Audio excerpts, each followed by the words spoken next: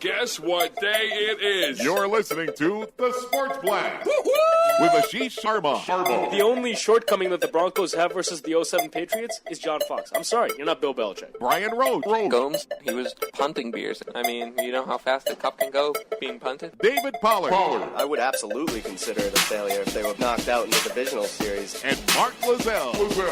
It's just a collective group. You know, they're dirt dogs, they get the job done.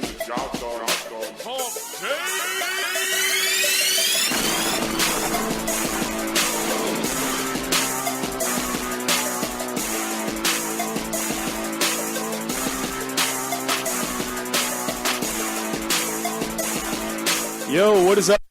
Welcome to the Sports Blast on 1460 WXBR. My name is Aashish Sharma, and I'm here with Brian Roach, Mark Lozelle, and David Pollard.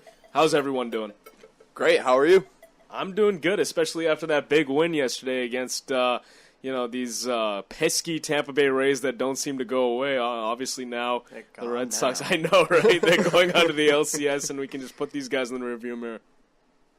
Yeah, I feel great about it. I mean, I thought this was a game that the Sox were going to lose, by the way it looked early on, but they managed to pull it out. I mean, when it comes to the postseason, you got to capitalize on your chances. The Red Sox stranded a lot of runners on base early, but they managed to keep the Rays to one run, and they managed to put together a pretty decent seventh inning and get a couple scrappy runs in and win the ball game. Yeah, it was a kind of a sneaky win because, you know, they're used to getting all these runs, run production, and they really didn't, and they just showed up, and it was a scrappy win and a nice win. Yeah, so obviously now the Red Sox advanced to the American League Championship Series and are awaiting the winner of Detroit and Oakland, which will take place tonight. Let's talk about last night's game and how good Jake Peavy was to start, guys. He went 5 1/3, gave up just that one earned run. I thought the hook, when John Farrell came out and got him in the sixth inning, was a little bit of a panic move, and I'll let you guys get in on this. I felt that he could have gone, especially with his pitch count just at 74. You know, I thought that was a little quick, especially when you go into this bullpen that hasn't been totally reliable. I mean, yes, you have guys like Uehara and Breslow, and John Farrell luckily was able to stretch them out and get the most out of them, and stretch Craig Breslow and I think Junichi Tozawa out to get to Uehara, but I felt he should have left PV in. Yeah, I thought that it was definitely a panic move by John Farrell. I'm looking at this game going, he threw 56 pitches through the first 5 innings. He's having a rough inning right now, but he was lights out for the beginning of the game, and he was really the one person keeping the Sox in the game in general at that point. If he doesn't have a good game, forget about it. You're in the Red Sox bullpen, and then it's your bullpen versus the Rays bullpen, and that wouldn't have worked out too well. But it wound up being a good move because he did stretch out Craig Breslow, and Breslow had an amazing performance last night on the mound. Yeah, I mean, Peavy, he showed up last night. You know, he struck out Longoria twice, and up and down that batting order is a scary lineup. So he brought his A game this time around, and performed, which the Red Sox wanted to when they picked him up. Yeah, and I mean, maybe Joe Madden panicked too in the second inning. But yes. I mean, it turned out to be a really solid move by Joe Madden. That's what you were kind of looking at, was these two managers trying to manage a low-scoring ball game in the postseason. I thought Joe Madden managed the crap out of his team. I mean, talk about knowing your ball club and really having a feel for what your team needs done at a given moment with bases loaded and nobody out. In the second inning, he pulls his starter, Jeremy Hellickson, and goes to his bullpen. They wind up using 9 pitchers last night. I was pretty impressed with the footwork, so to speak, with Joe Madden being able to use all the arms in his pen and just allow only the runs that he did. I mean, to be able to go through your entire pitching staff in the bullpen, so to speak, like only giving up 3 runs. I thought that was pretty impressive. The way, obviously, as you said, David, to kind of, in a sense, overreact after Hellickson had a 1-2-3 inning in the first and then loads the bags in the second inning and get that quick hook. I think he should have at least stuck with Hellickson through maybe one more batter or two, because he burned through his entire pen. How many pitches did he use? He used a ton. 9. 8 relievers, 9 total. So there you go. Well, Hellickson was technically a reliever at that point anyway.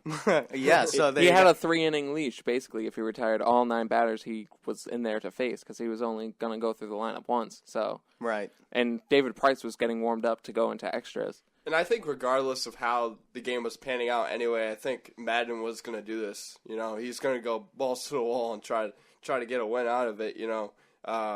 He was throwing everything at them, and he was like, you know what, it's a win or go home situation, so we're going to throw all players, all our best pitchers towards your way and see if you can hit off of us. And the Red Sox really didn't hit off him. They just got lucky with some, you know, key base running. Yeah, and I'm looking at the Tampa Bay staff. You know, Hellickson on paper, he actually had a pretty good outing. I mean, obviously just one inning, but only gave up one hit, two walks, and you know, obviously loaded the bases. But then Matt Moore comes in, works 2 innings, gives up just a hit, strikes out 3. Torres comes in 2 innings, just 1 hit, 1 strikeout, no walks. So this bullpen for the Rays was absolutely phenomenal, and obviously they lasted up until the 7th inning when the Sox finally got on the board, scored 2 runs, and then scored 1 more in the 9th to make it 3-1. Yeah, Fernando Rodney was awful in the 9th inning. Like when they needed someone to step up, and people were analyzing afterward, he looked injured to some of the TBS analysts, and I totally agree because he was missing with everything: his fastball, his changeup, which is phenomenal pitch, but he walked 2 batters and then hit a batter, and then he was out. Yeah, he had terrible location last night, and that's an instance where, I mean, let's not forget the Rays took a 1-0 lead into the 7th inning. The Red Sox weren't winning this game, even though it seemed like they were, and then you go up on a couple lucky bounces in the 7th inning, 2-1. Rodney, you expect him to come in there and keep your team within 1, and he couldn't do it. He allowed runners to get on base, and Pedroia gets a sac fly. All of a sudden, you need to get 2 runs against Koji Uehara, and that's a whole different mental state that the Tampa Bay Rays have to deal with at that point in the bottom of the 9th inning. And maybe Rodney should have fixed his hat, you know, straight instead of sideways, because it probably was blocking the strike zone. No, because he wears that when he's going good. He wears it that way. It's like fully off to the side when he's going really well. Yeah. So Either way, it's just so he annoying. doesn't really have a good feeling for himself at this point when he's going well, because he wasn't playing well last night. No, his hat. If his hat's perfectly straight, that means he needs to right the ship, so to speak. But he had trouble in the past 2 games just finding the strike zone, and obviously the tide seemed to turn when Peralta came in, and the first pitch he threw to Lobaton was in the dirt, got away, and it allowed, I believe, Xander Bogaerts to score at that point. And speaking of Bogaerts, that's actually the next thing I want to talk about. John Farrell came under fire in Game 3 for not pinch hitting for Steven Drew and putting in Xander Bogaerts, who kills lefties, although the majority of the splits that people were using were from the minor leagues. You know, they weren't at the major league level. But they said, in that instance, you have to put in Xander Bogaerts. Steven Drew stays in the game in Game 3, pops out, and the Rays get out of the inning. Yesterday, Xander Bogaerts came in and he made a lot of noise. He drew a couple walks, showed a lot of poise, scored a couple runs, and I forget who tweeted this, but someone said he has the uncanny ability to create wild pitches when on the base paths. I think there were 2 wild pitches when Xander Bogaerts was out there. His first at bat against Peralta was actually the same pitcher he would have been used for Game 3. So Farrell learned from his mistake, so to speak, and put him in. He didn't use Quentin Berry at all in this game. He used Johnny Gomes early because he didn't think he would get up against another lefty. So Farrell made some great moves in this Game 4, and he learned from his list of his mistakes in Game 3.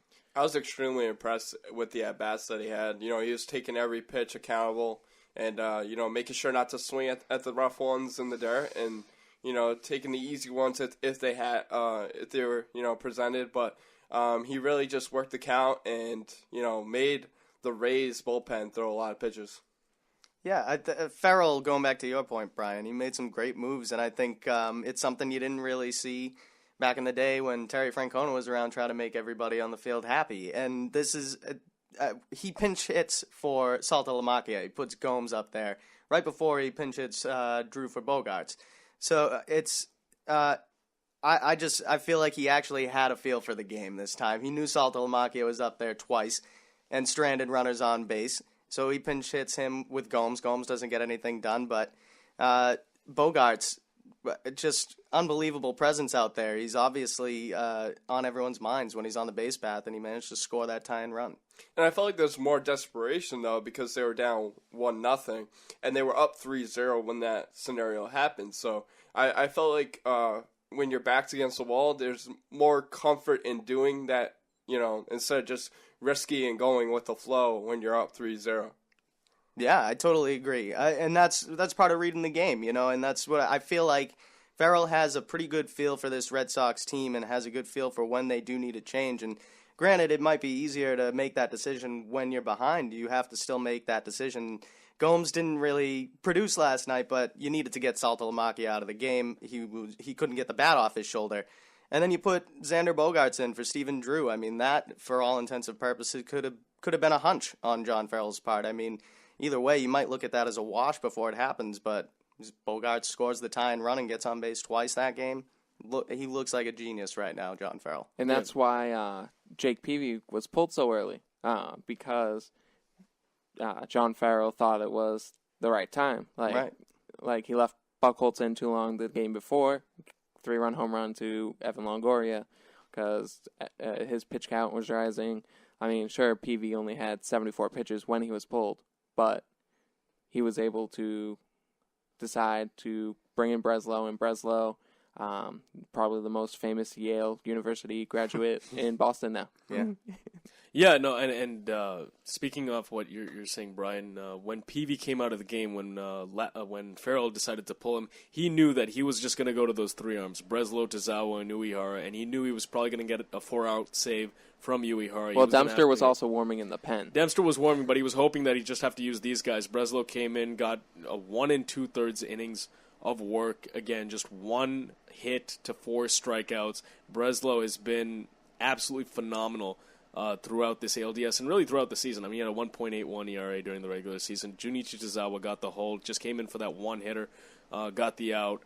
It was a strikeout. So John Farrell definitely made, I mean, obviously maybe because we won, but made better moves in this game than he did in Game 3. And you know what? He didn't take any risky moves either with the bullpen situation because, he knew he had Breslow, Tazawa, Uehara. He didn't go with, Morales, Workman, pitchers that were, pretty iffy in the previous game. So I think he went with his gut feeling and was like, you know what? I'm going to feel out this bullpen. I'm going to use the pitchers that I think are going to get the job done tonight. And he did. That's what you do when you're in the playoffs. You put in the people who you think are going to get the job done. That's your job as a manager, is to give your team the best opportunity to win each and every game, especially in postseason time when the games are far more important than in the regular season. And he did a great job of putting in the guys that got the job done last night. And again, scrappy 3-1 victory by the Red Sox. And thank God they won last night, too, because if they had lost and this had come back for a Game 5 at Fenway, we'd still be talking about Game 3 and all the second-guessing that could have, or rather that did happen. Do you walk Evan Longoria and load the bases for Will Myers, who's had an absolutely dismal series? Do you not lift David Ortiz for Quittenberry that early in the game when it's tied? Xander Bogaerts pinch hitting for Stephen Drew in Game 3 didn't happen, should it have happened? So a lot of that stuff would have come right back had this series extended to a 5th game at Fenway Park, and thank God it didn't, and now they can just kind of rest and get that much needed rest and just wait for the Tigers and the A's to finish up their series and wait for them for the ALCS.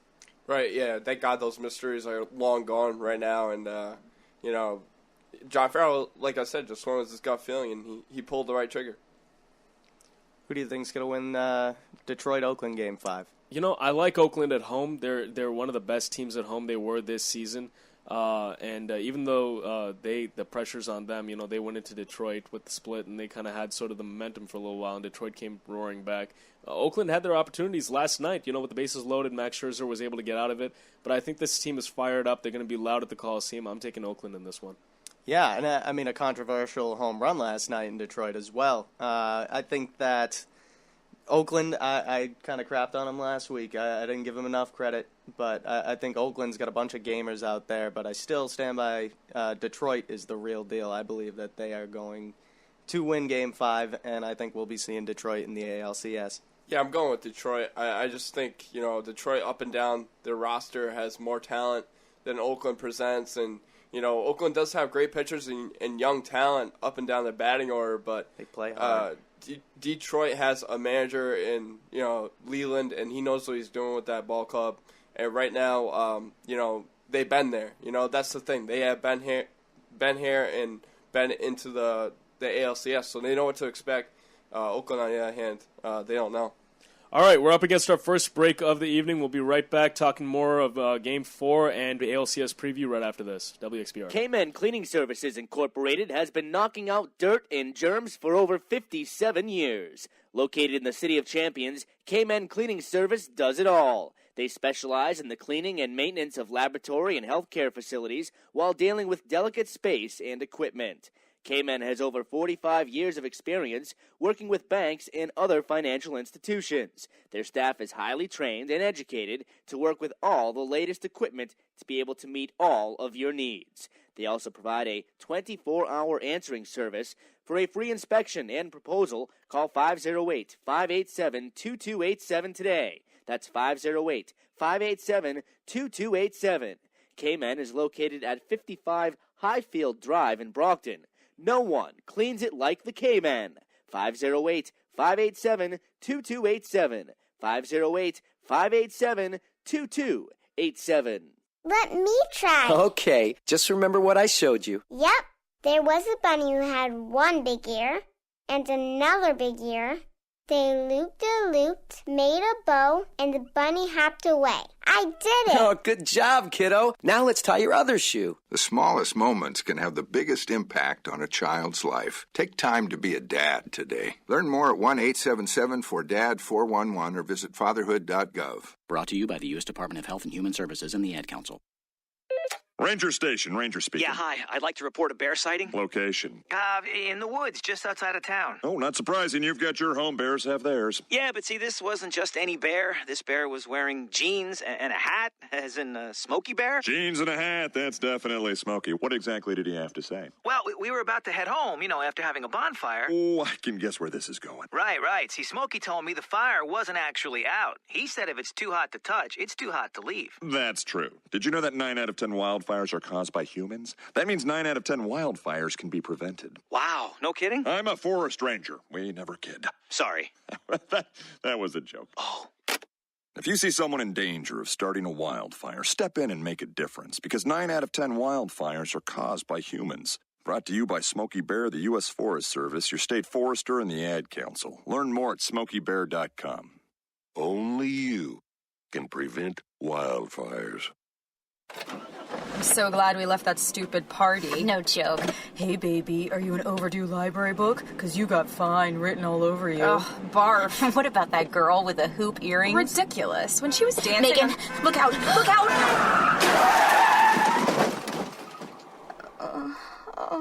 Oh, my God, Becky. Becky, are you okay? My arm. I think it's broken. Can you bend it? It's already bent. In the wrong direction. I can't believe this. I'm so sorry. I only had a few drinks. I was just buzzed. Really? Just buzzed? Yeah, I swear. Well, in that case, my arm is fine. Ah, that's better. You're really okay? You're serious, Becky? No, genius. I'm not serious. Ow! My arm, it hurts. Buzzed driving. Maybe we should stop acting like it's no big deal. Buzzed driving is drunk driving. A public service announcement brought to you by the U.S. Department of Transportation, the Ad Council, and this station. Sharma, Roach, Pollard, and Lozelle. It's the Sports Blast on 1460 WXBR.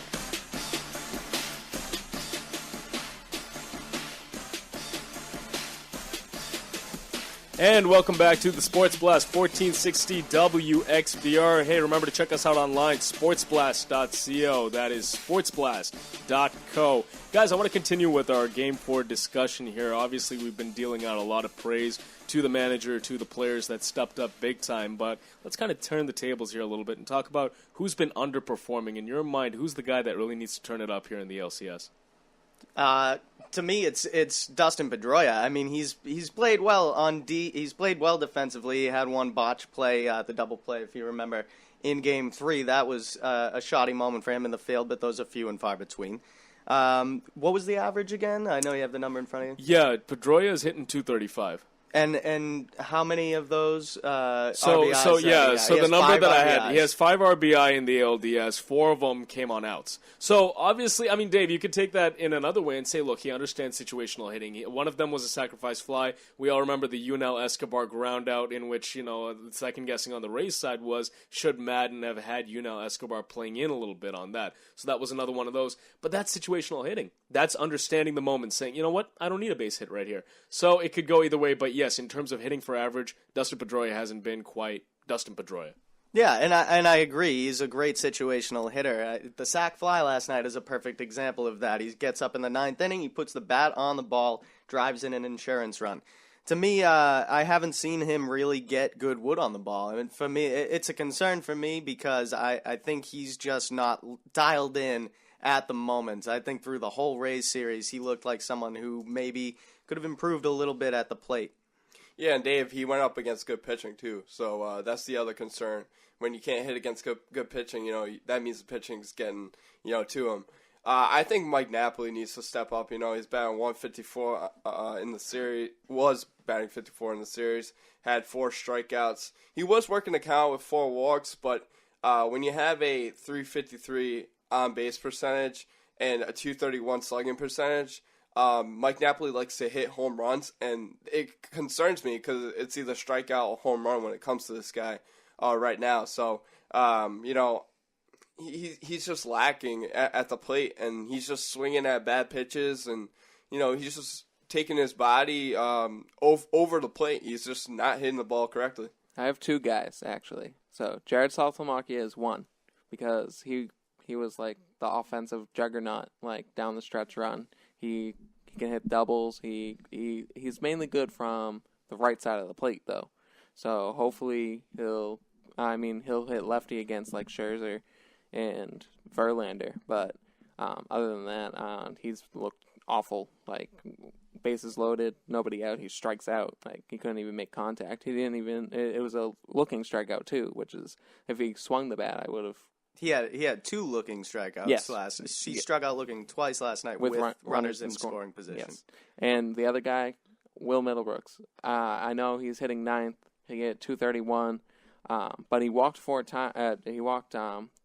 times compared to 4 strikeouts, which is actually pretty good for him. Like seeing as he struggled early on with the strikeout walk ratio. But I think against Detroit, having a bunch of right-handed power hitters might be helpful, especially, a lot of their starters are righties, but I think that will, turn the tide to have a righty come up against a righty and hit home runs. And Middlebrooks actually had 12 home runs off righties this year, so he might be the, secret weapon. He's batting 9th, so... This kind of raises the topic. Did the Red Sox go, toe-to-toe with good pitching down the stretch? And, it kind of concerns me because we used to, talk about how good their hitting is. But at the same time, they had 3 runs in the game before of yesterday, and then, game 4, they had 2 runs to end the game, right? Yeah. You go back to the first 2 games. You go back to the first 2 games of the series, and they lit up Matt Moore and David Price. So, right. The offense, obviously, down the stretch in this series, they faced Alex Cobb, which, he was able to, I don't want to say shut him down, but he pitched well. He did. In Game 3. And obviously in Game 4, they faced a good bullpen, and they weren't able to really convert a lot of those opportunities like they had in the top of the second inning, bases loaded, 1 out at the time. And then, a lot of that has just been great defense by the Rays. And it's kind of funny to say that because the way this series started, we were talking about how bad the Rays defense was. Ben Zobrist with a couple of errors. Will Myers and his whole thing in right field. And, Yunel Escobar, I believe, had an error where he threw it, into the Red Sox dugout. So the defense for the Rays in the beginning part of this series was awful. But in the last 2 games, it's actually been really good. James Loney had a great defensive play last night to kind of get out of that huge jam. Oh, that was a huge play. It was, yeah. To be able to not only make that grab, but realize that you're not going to be able to beat whoever was on first back to the bag. He threw it over to second, and Yunel Escobar was able to get it on a scoop and get the final out of that inning. So, it's something that the Rays have always been good at is getting themselves in and out of jams, and you saw that last night. Yeah, I think it was a focus of both teams in Game 4. I think that the Rays obviously played some shoddy defense. They had that fly ball in Game 1 that caused the entire demise of the Rays in Game 1. And they didn't play too well in the field in Game 2 either. And then the Red Sox kind of turned around in Game 3, and they didn't play that well on the field. They made a couple of errors out there that led to some chances for the Tampa Bay Rays. So I think that one of the focuses John Farrell and Joe Madden were talking to their team about before Game 4 was, you better be solid on defense because we cannot afford to make any small mistakes and give away runs. And I don't really think anyone did give away runs until the 7th inning with the wild pitch by Peralta. Yeah, maybe the Myers play in the first game was a wake-up call to Joe Madden and, preaching and stepping up that, you need to be defensively sound to beat this team, because errors are going to beat you. So, and that's what happened throughout the series. Mm-hmm. Yeah, and it's just interesting going back to Game 3. We touched on this a little bit earlier before the commercial break, is just all the second guessing. We didn't really get a chance to get into it. I think it starts with not walking Evan Longoria in Game 3. Does the complexion of that game change? With one swing of the bat, the Red Sox had a 3-0 lead in what was the 5th or 6th inning, and they seemed to be in the driver's seat in that game. Bases, 2 on in scoring position. First base is open. You have the opportunity to walk Evan Longoria and face a struggling Will Myers. Now, Evan Longoria, before that 3-run shot in Game 3, he was batting .200. But at the end of the day, he's Evan Longoria. He's one of the best right-handed power hitters in the game. So if I'm John Farrell, I realize very quickly that, okay, first base is open. I realize I'm loading the bases. I'm putting the go-ahead run on in that situation, and he talked about it after the game, and he said it never crossed my mind walking him. I don't want to put the go-ahead run on. But you know what? If you're facing a rookie who's struggling in the playoffs, who's had a bad series, who was heckled at Fenway, even though this is a home game, you take your chances with the rookie with the bags juiced. Yeah, that's Evan Longoria is the guy you don't let beat you in that situation. You give I really don't know about else, that, guys. You think that maybe Longoria should have been pitched to in that scenario? I thought that. Well, Myers was due. You think you really want to take that chance with the bases jacked? I'd take that gamble. I would absolutely take that chance because you can say Myers is due, but I think you have a much better opportunity to get a rookie in Myers out rather than facing up against a guy like Longoria who can take you yard any time he's at the plate, and that's. I think in that situation... So what, are you saying intentionally walk him all the time? No, I'm saying in that situation where you have the tying run at the plate in Evan Longoria, you don't let that guy on that team beat you. You give somebody else a chance to beat you because Evan Longoria is that good, and he did tie the game in that situation. And I think, yeah, hindsight's 20/20, but... Well, if it was David Ross catching, I think that was a big play too, because Saltalamacchia didn't think that, Longoria is good enough to know to hit the inside changeup now. Sure. Yeah, and I'm not saying don't have confidence in your pitcher either. I think Clay Buchholz was dominant against Longoria game. Before that. And might as well. Struggled against him his entire career. No home runs until that at bat. But he's your superstar, and he's the guy that's going to come through for you in the clutch if you're the Rays. In Brian's defense, Longoria struggled this series. He had 6 strikeouts total in the series. So, Buchholz was dealing, and, why not have, Buchholz go against the best to, win the series out? No, I look, there's no right or wrong answer in this scenario. There's simply, a different viewpoint. And although Longoria was struggling, Will Myers was struggling even more. And Brian, you could make the case that, yeah, he was due, but he was something like 1 for 14 at that point. And he was also, wasn't he battling cramps at that point? Or did he actually had yet to have a hit. He had yet to have a hit in the series. Okay, so he had yet to have a hit in that series. So, yeah, statistically, yes, the probability is that he's going to get a hit. TBS said last night that Will Myers' cramps came from stress. Yeah, is that really what they said? Yeah, from stress. I heard menstrual cramps, but... Yeah. Quite possible. Essentially. But yeah, no, I mean, look, Will Myers, and I know Brian will probably disagree with me because he thinks Jose Iglesias is going to win AL Rookie of the Year. I think Will Myers is going to get it. I voted for him.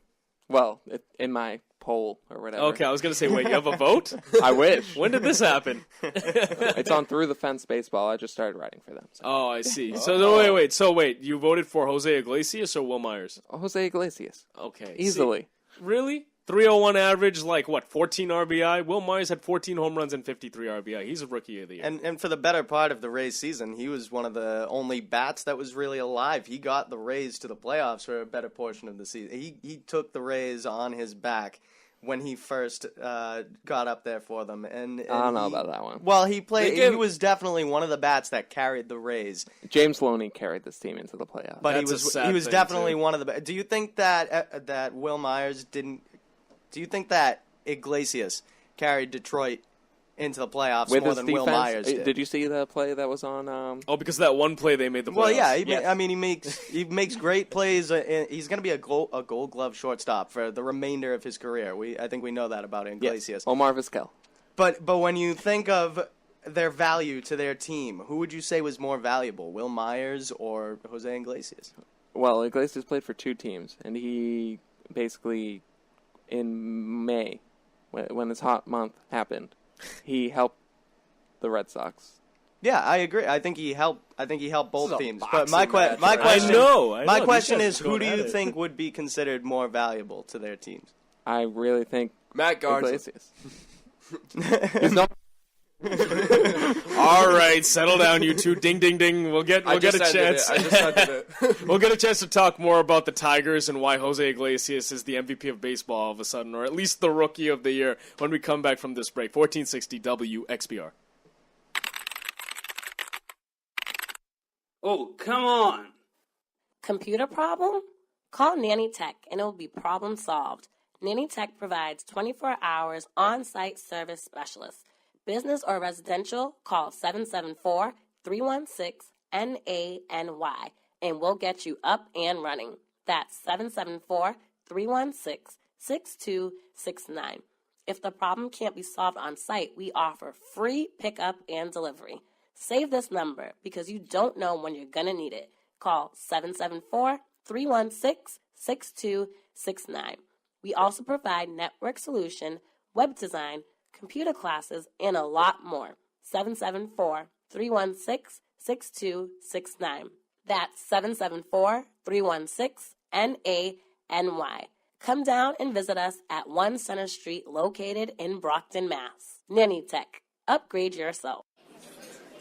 Can you tell if the leftovers from this dinner party are beginning to grow bacteria that could lead to severe diarrhea, vomiting, and stomach cramps? Listen.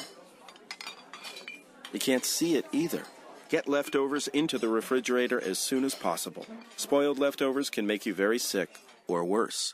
Roughly 3,000 Americans will die from food poisoning this year, but you can keep your family safer. Check your steps at foodsafety.gov. Brought to you by the USDA, HHS, and the Ad Council.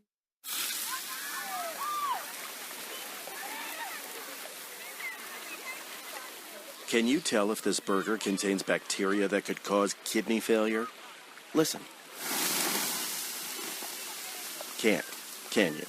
You can't see it either. There's only one way to tell if you've cooked meat and poultry to a bacteria-killing temperature. Use a food thermometer. It's not an extra step or a nice to have. Raw or undercooked meat may contain bacteria that can make you very sick, or worse. 1 in 6 Americans will get sick from food poisoning this year, and roughly 3,000 will die. But you can keep your family safer by using a food thermometer every time. Learn more about this and other important information. Check your steps at foodsafety.gov. That's foodsafety.gov. A public service announcement brought to you by the U.S. Department of Agriculture, the U.S. Department of Health and Human Services, and the Ad Council.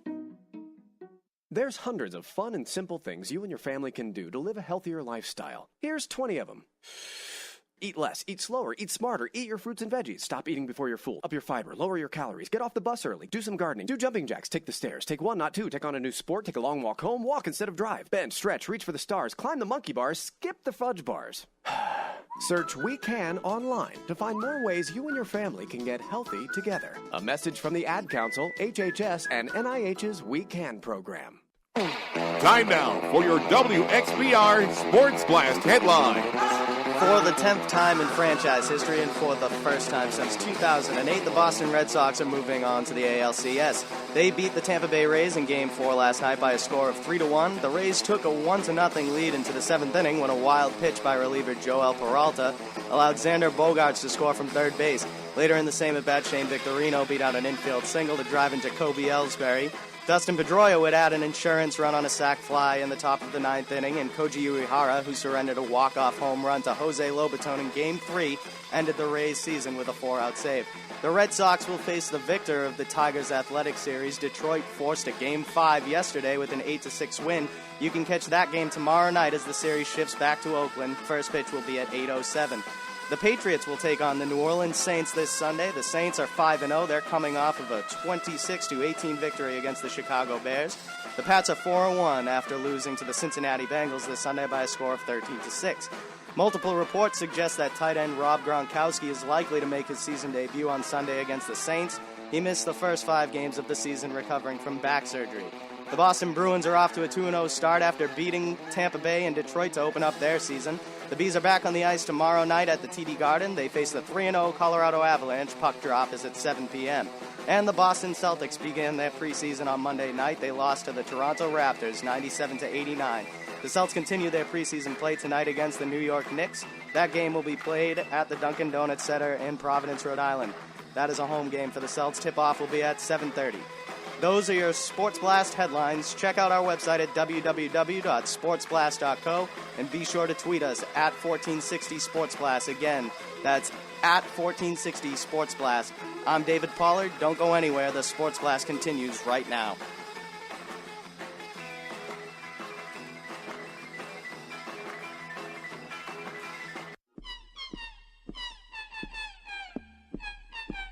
You're listening to The Sports Blast on 1460 WXBR. This is an environment of welcoming, and you should just get the hell out of here. Check us out online at sportsblast.co. Can I hear it again? Do you have time? That's www.sportsblast.co.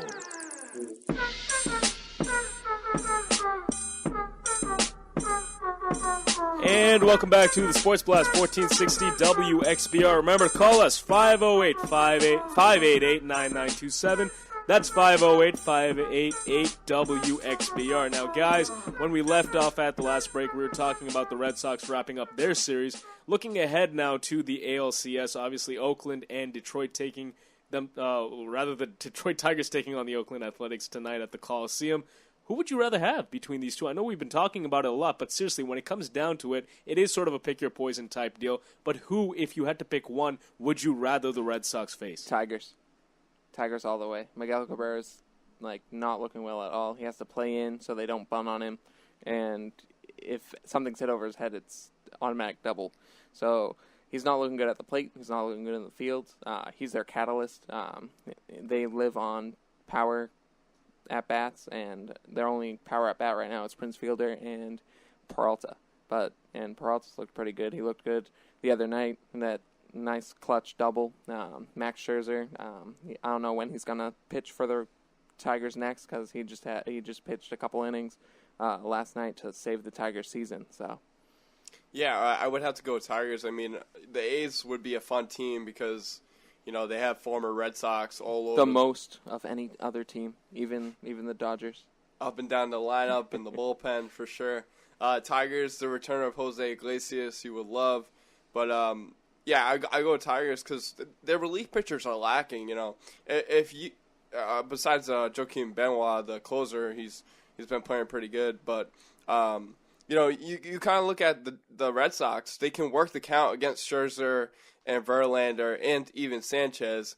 And if they get to that bullpen, down up 1 run or down 1 run, they can make it up, and add some insurance or bring the lead towards their side. So I think the Red Sox hitting has to step up this series, going up against a solid pitching staff. Yeah, I think I got to still go with Oakland. I know it was low on them last week, but just for the sake of being consistent with myself, I'm saying I want the Oakland A's and not the Detroit Tigers because Detroit, to me, again, they just have that. They have the players, and I know it doesn't matter on Oakland paper. play is like the Red Sox. Do you want a gritty team facing play, us with Josh Reddick and Yoenis Cespedes? I completely agree. I think that watching the A's this weekend, they scare me. I respect them. Respect. Sorry. No, and I would say the same thing. I should have had more respect for the Oakland Athletics. They are a group of gamers. They go out Their there. starting they play pitching hard staff every is single night, and phenomenal. I don't know. I just the thing is that when you look at the lineups, it's still, and maybe on paper doesn't matter at this time of the season. It's who wants Brandon it more, Moss has more home runs than like Prince Fielder. Yeah, he had 30 on the year, Yeah. right? Yeah. I mean, they've got Coco guys Crisp that can has like definitely- 20. And I think that the scary thing about the A's is that they have production all up and down their lineup. I mean, it's a tough one, but I think that the Detroit Tigers scare me more because of Justin Verlander and Matt Scherzer. Sonny and- Gray. and Have you Anibal seen Sanchez. Sonny Gray pitch? He pitched unbelievable. In that first game, He would start game one. Detroit's been Yeah, there. I agree, but That's my other thing. Detroit's been there. Oakland hasn't, so Oakland was there last year. But they haven't made a deep run. Last year, the Detroit Tigers went to the World ALCS? Series. How many starts does Sonny Gray have in the league? 12 on the year, maybe. And Look that it was up. it? He went 5-3. He went 5-3. So how many starts? It doesn't. Games started 10. Games overall 12. I saw a stat after he pitched that he had maybe pitched like 64 innings compared to Justin Verlander. Well, who's that just lights out. What about in AAA? That doesn't include AAA. No, but AAA's not the but big it's leagues. not, AAA's it's not the MC playoffs. MLB. It's definitely not the. Yes, but Major League postseason. what has he done in the playoffs so far? He pitched start. one excellent game, but look at what Justin Verlander's done in his career in the playoffs. That's what scares me. Is I think that Detroit has more experience, and on paper, I think that they have more talent. I'm not saying that. Yes, Verlander is a number one, but and the ace of that staff, but. Well, I think Max Scherzer. No, you could Max make the Scherzer argument is that he's the ace this season at least. He's the number one this season. He's not the ace. To me, it's up kind in of the a air. ticky-tack thing. It's Yeah. semantics. To me, the number one is typically the ace. I mean, yeah, you can go by what Justin Verlander's been able to do Ace for the of- majority of his ace- career. ace Yeah, of- he's the ace. You have a Ace of 1A this year. You have a 1A, 1B type scenario Yeah, there in yeah. Detroit, and it's a great problem for Joe Leland to have. I'll tell you that much. He doesn't care who's labeled as the ace, as long as both of them go out there and Leland won't do produce. anything that Joe Madden did, though. He won't have a pitcher out there for an inning and Right. pitch his whole Yeah, I don't bullpen. see Two Leland very doing that. different managing Did styles Bruce for two Rondon very make the different roster? teams. Do you know? Did Who? Bruce Rondon make the 25-man roster? I have no idea. I'd have to not check sure. that. Okay, because he throws like 105. He scares me. Yeah, he struck that out would scare me Ortiz too. on a 103 fastball. So Well, that's some heat. Ashish, who you got? I mean, look, the thing is, I agree with Dave. You know, the Detroit Tigers are a scarier lineup on paper. When you look, yes, Brian, Miguel Cabrera's hurt. And yeah, you know, Prince Fielder's kind of been okay, and like, you know, Scherzer, Verlander. But those guys on paper, when you look at what they are able to do, you look at Scherzer last night, he got into a bases loaded jam. Cabrera He was has able 2 to extra get out of base it. hits since like August 26th. But when the game is on the line, I'm terrified I of him. don't- I don't care. I don't care I if don't he's an 0 trust for 30. Cabrera right I don't now. care. I don't care if he's an 0 for 30 slump. I- You I leave think something over the you- plate, he's going to put it on Lansdowne No, Street. he's not. I think he's styrofoam right now. You know, he's easily to be broken. I really feel like third base is not the right position for him right now. And I thought when he made that transition, Well, do you want Prince Fielder playing third? No. Well, Cabrera. that was a stupid pickup by the Detroit Tigers because I think Miguel Cabrera's prime position is first base. Well, why not just DH him and move whoever who's DHing for the Tigers? Is it Victor Shane? No, Victor Oh, Martinez. sorry. Yeah, Victor Martinez. So why not? Because where are you gonna put? You're gonna put Victor Martinez at that's third? Like, No. But the thing is, they acquired Prince Fielder, I think, before Victor Martinez went over to Detroit, if I'm not mistaken. So at that point, they could have just DH'd either Prince Fielder or Miguel Cabrera and played one of them at first. well, Victor Martinez actually he was signed before Prince Fielder, but then he had the ACL surgery. So then, so he's no longer a catcher ever. well, he catches sometimes. He's caught a couple games. So there you go. He had 301 this year. He'll likely He's be pretty the good. DH through the postseason, though, right? Well, it depends. You know, if Prince Fielder needs a day off or something. My thing is Cabrera has wear and tear. You know, he's a third baseman now. He's not a first baseman like he used to be, where he can just, you know, I'm not saying first baseman's a lot easier than third base because it requires a lot of movement too. But you know, Miguel Cabrera, he had an on and off year because of this injury, and I think it will carry into the ALCS if they do make it. I think that Confessions of a potential. I think that I would take Miguel Cabrera at 80% over the Athletics' top player, which is probably, I mean, you look at that roster, Yoenis Cespedes is probably their most dangerous player. I'd take Cabrera at 80% any day over Cespedes at 100%. I think that he's a guy who, again, can produce. He's a guy that can hurt you, especially at this time of the year. And I mean, match up the entire roster for both teams. It's Prince Fielder would be your second guy, and who's your second guy on the A's? Brandon Moss? Josh Reddick, possibly. Reddick. We'll discuss it more when we come back. Quick break, 1460 WXBR. Of a potentially perfect parent, brought to you by AdoptUsKids.org. I don't know how to talk like a parent. Don't make me come back there. You see what I mean? It's pretty awful. Try it again. Don't make me come back there. Now that's pretty good. That one kind of sounded like my dad. Weird. You don't have to be perfect to be a perfect parent. There are thousands of teens in foster care who would love to put up with you. Call 1-888-200-4005 or visit AdoptUsKids.org for more information. A message from the U.S. Department of Health and Human Services, Adopt Us Kids, and the Ad Council. Wildfires burn millions of acres across the country each year. And each year, wildland firefighters battle to contain them. But they can't do it alone. For some communities, it's not a question of if wildfires strike, but when. And a single ember can travel more than 1 mile. As it twists and turns and floats through the air, that single ember can find its way to where you live and can ignite and destroy your home or your community. That single ember can be just as dangerous as the wildfire itself. You can't control where the ember will land, but you can control what happens when it does. You can take action now to prepare your home and your community for wildfire. Get fire adapted. Learn what you can do now to reduce wildfire damage later at fireadapted.org. Prepare, protect, prevail. A public service message brought to you by the U.S. Forest Service and the Ad Council. Learn more at fireadapted.org. Need to get some rest. This is the worst headache ever. Right arm's all tingly all of a sudden. Must have slept on it last night. I keep losing my balance.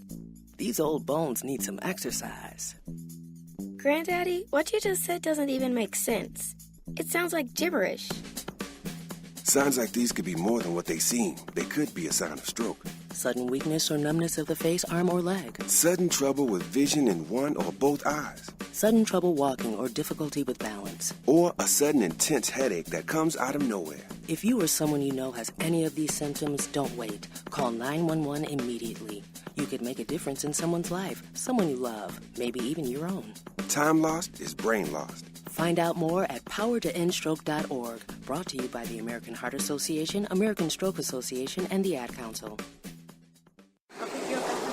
You and your family are connected by routine, and you stick to it. But what if a disaster strikes without warning? What if your day's routine is disrupted and you can't reach your family? Have you planned for that? Before a disaster turns your family's world upside down, be ready. Get a kit. Make a plan. Be informed. Learn how at www.ready.gov. Brought to you by the Federal Emergency Management Agency and the Ad Council. Wildfires burn millions of acres each year. And each year, wildland firefighters like Fire Chief James Hall battle to contain them. But they can't do it alone. A single ember that escapes from a wildfire can travel more than a mile. It can ignite and destroy your home, your community, or more. That single ember can be just as dangerous as the wildfire itself. But you can do something firefighters can't. You can act now to prepare your home and your community for wildfire. You can reduce the risk. Do your part. Go to fireadapted.org. Get fire adapted. Learn what you can do now to reduce wildfire damage later at fireadapted.org. A public service message brought to you by the U.S. Forest Service and the Ad Council. Learn more at fireadapted.org. You're listening to the Sports Blast, wrapping up your week in Boston sports every Wednesday night, 7 to 9 p.m. Right here on 1460 WXBR.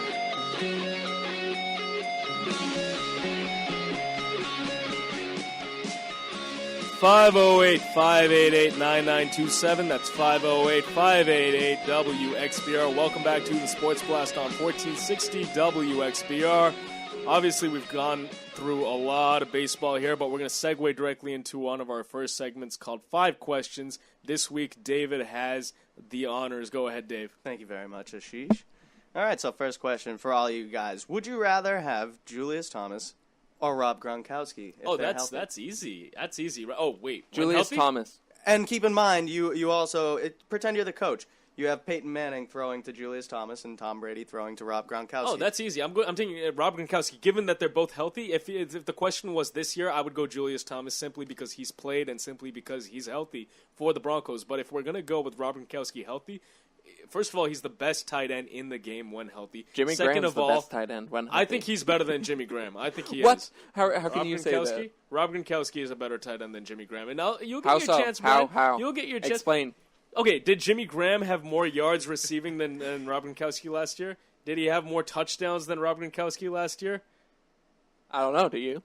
I do. I think I'm pretty He's sure he's on pace to beat Gronkowski this year. This season, he definitely This season, is. yeah, but I think they're both beasts. I think no. Look, I'm not taking anything away from Jimmy Graham. He's the second best. If they're tight end in facing the each league. other, Jimmy Graham and Rob Gronkowski this weekend, who has that's more not yards? fair. Who That's has not more fair. touchdowns? Rob Gronkowski's gonna have like 20 right. yards receiving on 2 receptions. He's coming back from his first game. All right, Are we doing career wise or are we just doing this year? Just do with the quarterbacks that you have right now throwing to these guys. So Aashish chooses Rob Gronkowski. What about you, Mike? I mean, I would go Rob Gronkowski just because Denver Broncos has too many weapons. I think Julius Thomas is really, the third tier guy I would go to if I'm Peyton Manning. And also you got to evaluate Peyton Manning versus Tom Brady, the production, passing production. And Tom Brady doesn't have a lot of weapons right now, so you got to go with Rob Gronkowski. What about you, Brian? I love me some Julius Thomas. I knew you would. The contrarian. The Julius Caesar. All right, we'll go on to the next question here. So, should Tony Whoa. What about you? Me? Yeah, who I'm would you asking pick? the question. He's asking the That question. doesn't matter. He's not answering. That doesn't matter. Oh, wait, it does matter. We need to move on. Should Tony Romo be blamed for the Cowboys' loss on Sunday to No. Denver? Brian's answer is no. Explain yourself. Well, he had the most yards in Cowboys franchise history and 5 touchdowns, and the defense could not stop Peyton Manning, so I blame the defense. Okay, Brian. First of all, did they win or lose that game? That doesn't matter. No. Hey,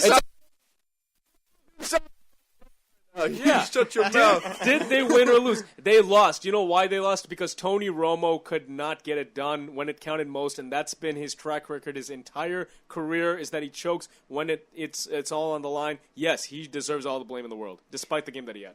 Yeah, I would blame him, but he also helped my fantasy team this week, so I got There you go. 64 points in fantasy points. So See? He's very helpful. he is very helpful. I mean, he had fantasy basically a football. perfect game besides that one pick, but Denver didn't really get after him too much. He kind of had a field day. But yeah, when he stepped on someone's foot. That's what caused the interception. It was the Okay, guy's when you're foot. Tony Romo and you've thrown so many game-ending interceptions and pick when the sixes game and is on the fumbles, line, yeah, Tony Romo's going to choke. of course, that's And been his story he- his whole career. He did choke against the Denver Broncos, and I really feel like that was the climax of their season, because if they beat the Broncos, their self-esteem is going to go up as a team, of course. And You don't think their self-esteem went up that they could compete so well with the Broncos? Oh, heck no, because You they don't didn't think so? win. No, what?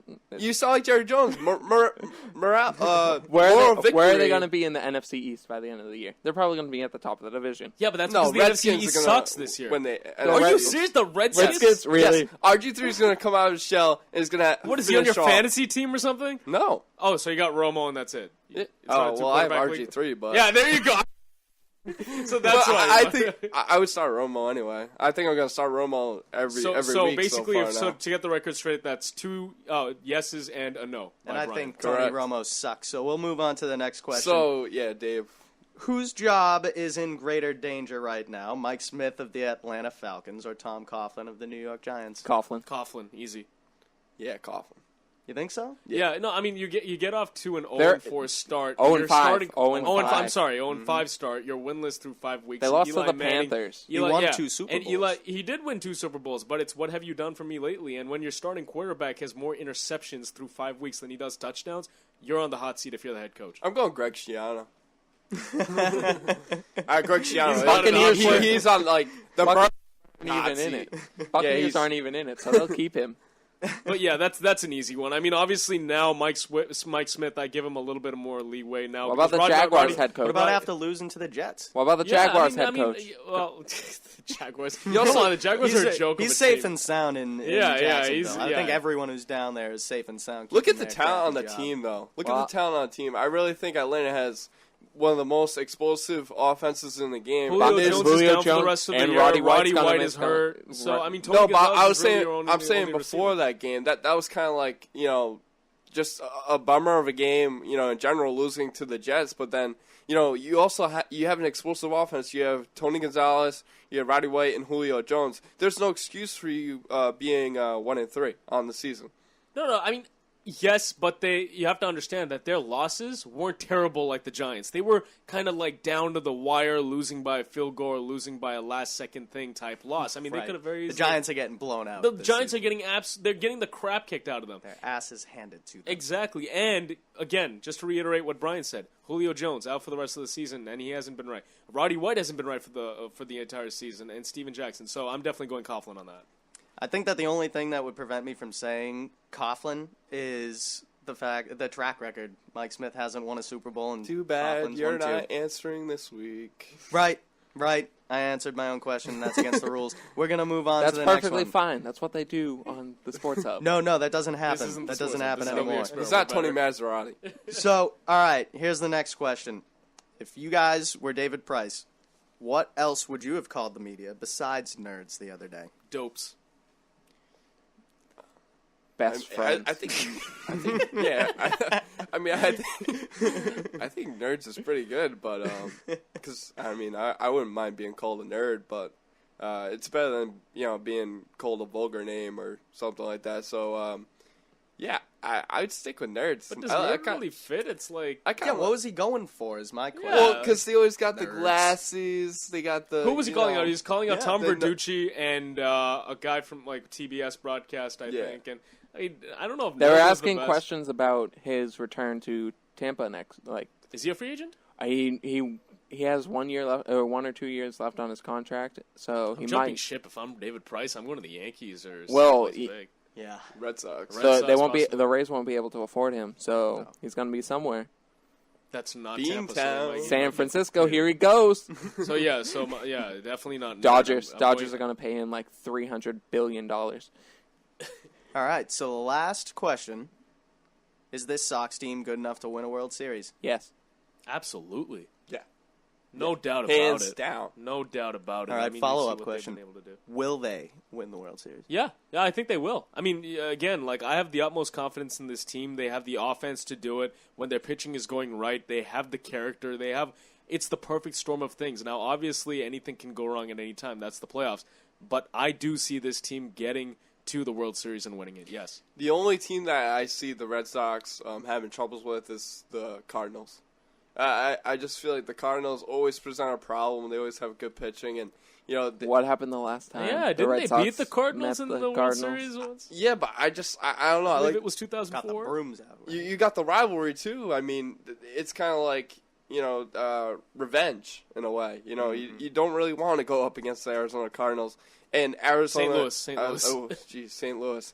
You don't want to go against the Arizona Cardinals defense right now either. No, St. Louis is tied 2-2 with the Pirates too. So we'll see what happens in that game. Exactly, and also the Garrett Pirates.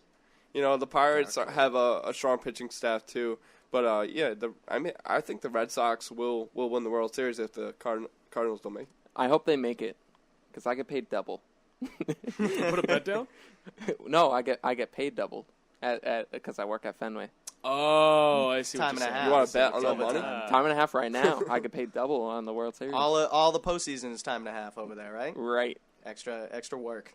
Well, that's 5 questions, everybody, for this week. 5 questions with Dave. 5 questions with, the Dave version of 5 questions. Dave Meister with the 5 questions. So how's this going to work, this new segment, 5 questions? Every week we have a new host coming in with 5 questions to ask everyone? That sounds about right. Yeah, it's going to be fun. So we can, and it doesn't necessarily have to be all sports, right? We can throw in something completely random. Like, how'd you feel about Miley Cyrus twerking? Like something absolutely random. I enjoy it. I'm just kidding. I'm just kidding, guys. I don't, for one, enjoy the twerking by Miley Cyrus.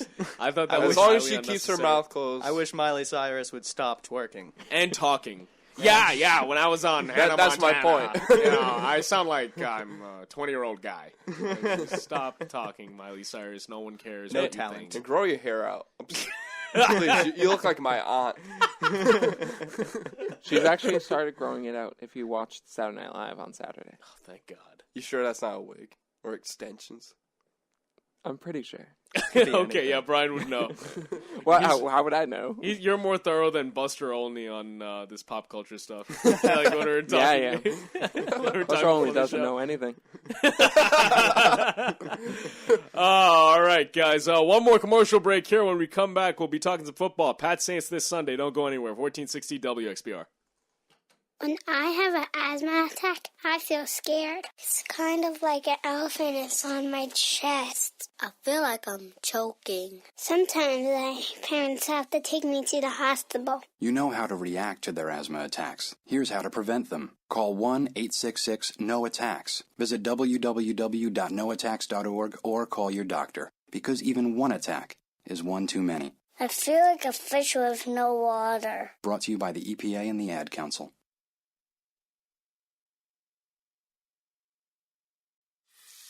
Hey, is that a faucet running? Nope, that's not a faucet. That's a river rushing through the forest. It is? Yeah, forest rivers provide over 100 million people with clean water to drink.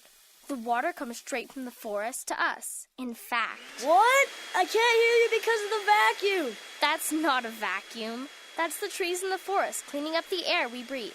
How do trees clean the air? They soak up the dirty air on their leaves, branches, and trunks, which means clean air for us. Cool. I didn't know that. Yep. But the forest does more than give us clean air and water. It gives us shade for hot days, birds to listen to, and trees to climb. Wow, that's awesome. I didn't know how cool the forest could be. Hey, let's go explore some more. Visit the forest today and enjoy all it does, just for you. To learn more about the forest and find one near you, go to discovertheforest.org. Brought to you by the U.S. Forest Service and the Ad Council. Confessions of a Potentially Perfect Parent, brought to you by AdoptUsKids.org. I know more about cooking dinner for a party of 12 than about packing a lunch for a 12-year-old. I know kids like things like fish sticks. Fillets, I get, but sticks? Maybe we can just compromise on mac and cheese. Can you make that with Brie? You don't have to be perfect to be a perfect parent. There are thousands of teens in foster care who would love to put up with you. Call 1-888-200-4005 or visit AdoptUsKids.org for more information. A message from the U.S. Department of Health and Human Services, Adopt Us Kids, and the Ad Council. It feels like you're frozen, petrified. You're struggling with your mortgage payments. The bills begin to pile up. Not knowing what to do, you do nothing at all. And that's the worst thing you can do. Because if you take action, if you do something about your mortgage problems, you're far more likely to get the most positive outcome.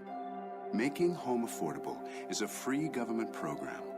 Call 888-995-HOPE to talk one-on-one with a housing expert about the options that are right for you. Real help, real answers, right now. Call 888-995-HOPE or visit makinghomeaffordable.gov and do something about your mortgage problems. Brought to you by the U.S. Treasury, HUD, and the Ad Council. 7,000 high school students drop out every school day. If you stack their desks one atop the other, it's a pile more than 17,000 feet high. That's 12 Empire State Buildings. But what's truly scary is that another stack is going up tomorrow. We can keep students in school. Visit boostup.org and take the first step. Brought to you by the U.S. Army and the Ad Council. The Sports Blast, wrapping up your week in Boston sports every Wednesday night, 7 to 9 p.m. Only on 1460 WXBR. All right, welcome back to the Sports Blast, 1460 WXBR. Remember to check us out on Twitter at 1460 Sports Blast, as well as Facebook, facebook.com/The Sports Blast. Moving into some football talk now, guys. I know our first hour was basically all baseball, but this Sunday, the Patriots will have another true challenge ahead of them back at home in Foxborough. They'll be taking on Drew Brees and, speak of the devil, Jimmy Graham. And these potent Darren Sproles, all these guys. So basically a very potent offense, and maybe, and we were talking about the Monday night game between the Jets and the Falcons, maybe that game that they won against the Falcons didn't mean as much as we once thought. So maybe this Patriots team really is in trouble, especially after that horrible showing in Cincinnati, which we will get to. Do they come out of this with another win at home, or do they fall into a three-way tie in the AFC East should the Jets and Dolphins win their games? Here's my concern with, I mean, the thing is the defense has played well. I think we can all agree on that. The Patriots defense has played really well for them week in and week out so far. They played well against the Bengals, but their offense couldn't put up any points. Tom Brady doesn't throw a touchdown for the first time in 52 games. If he does, that's a tie game right there. So, I mean, I look at this as a very young team that's going to experience ebbs and flows, trials and tribulations. What will you? But you're going to see the offense struggle here and there, and I think it's important not to panic with such a young team. Having said that, to your point, on the Atlanta Falcons game, we thought that was their first true test. I think after seeing them fall to the Jets this Monday, maybe now we look to the New Orleans Saints as the Patriots' real first test. Or maybe the Jets are really good, and we haven't given them any credit. That's possible. It's very possible. And hey, and the Dolphins Smith beat had a great game. The Falcons too, so the AFC East. Of course, Mark would bring the Dolphins into this, Mr. Dolphins fan over there. He raises a good point. Maybe the AFC East is more of a stronger tightly contested division than we thought it was. We thought the Pats would run away with this, but it doesn't look that way right now. I think the Saints defense is one of the top 5 defenses in the league. And, Rob Ryan. What about against the run? Against the run, they struggle. And that brings up a matchup that I'm willing to look into. But I really think the Saints, their defense, the Patriots have been going up against a good defense besides the Bengals. And it just showed last week, that offensive line can't protect Tom Brady right now. Tom Brady. And the other thing is Tom Brady doesn't have enough weapons to throw to maybe Gronkowski fixes that. But right now, the Bengals had a field day going after the quarterback. And 4 sacks. 4 sacks, yes. And Tom Brady's passing rate was like 16.8 or something like that. Low. Yeah, 16.8 QBR. So it was a tough Sunday for the Pats, and I think it carries into this week, guys. I really think they are a collective group, the New Orleans Saints. They have a powerful offense, and their defense is just as strong. So I really think Drew Brees is going to have a really good game. You start him in fantasy, and I think the Pats have a trouble. And Drew Brees always seems to throw for like 400-plus yards with 4 touchdowns, and it'll be interesting to see if our pass defense this week can slow him down. Aqib Talib, Alfonso Denner, Devin McCourty coming up with a huge forced fumble last week. As you guys mentioned, the defense truly has been bailing this team out. And the Patriots had their opportunities last week against Cincinnati. Danny Amendola, who didn't start but did suit up for the first time since opening day against the Bills, basically had the ball at the half-yard line, couldn't get it past. 1 or 2 plays later, Brady hits Julian Edelman for what we think is, I think, the game-tying touchdown at that point. Yep. Slips out of his hands. They settle for a field goal, and they end up not scoring after that. So the Patriots really did have their chances, and it was the defense that bailed them out time after time and held the Bengals, who maybe aren't. I mean, they do have A.J. Green, but aren't like one of the top offenses in the league, to 13 points. And so far through 5 weeks, this probably is the best defense that we have seen from the Patriots since 2004. Yeah, and I think the play calling was really questionable against this Bengals team, especially that play action fake, the lob to Nate Soldier in the end zone. I was like, what's going on there? Give it to, what's his name? Mike Humanahawa Hui or something. Hoo Manawanui. Hoo. Give somebody There's a double who. Can we just call him Who Man? yes. I'm just gonna call him Who Man. Call him Who Man. Yeah. put in No, that's the way the broadcasters get away with it, guys. Hoo. put in a receiver that can catch the ball. You know, Nate Soldier, you're expecting him to lead. You're putting in your left tackle who played tight end in college. It's You're like, this is the expecting him to have NFL. a one-handed grab like Julio Jones. I mean, that ball was out there. That was beautiful. I hope that was number 1 on SportsCenter top 10. That should be. I missed top it. 10? No, top 10. Julio Jones. Well, catch. I was saying Nate Soldier's play should have been on not top 10. That was absolutely disgusting. Just that play call. Will Myers is going to be number 1 on that. True. Yeah, that's true. That's true. For a while. With the wacky music in the background, I can just imagine it. Butt fumble, Will Myers. Butt fumble got retired after a year of just destroying every not top 10 that they had to offer. Yeah, they had to have a funeral for it. They literally not top put 10 the Hall butt of Fame fumble picture in the rafters. Yeah, the Hall of Fame. They retired it because it would have never lost. That's how embarrassing Mark Sanchez's career was, and that's really the lasting memory of Mark Sanchez, which it makes me giddy. A weapon that the Saints have, though, that I think the Patriots don't, and it was evident against the Miami Dolphins, was Darren Sproles. Yeah. Darren Sproles, they have Pierre Thomas, and Mark Ingram might be coming back this week, but Darren Sproles, he presents so many struggles for defenses, the Patriots can't cover backs or tight ends. Yeah, and I really think that's what it's going to come down to.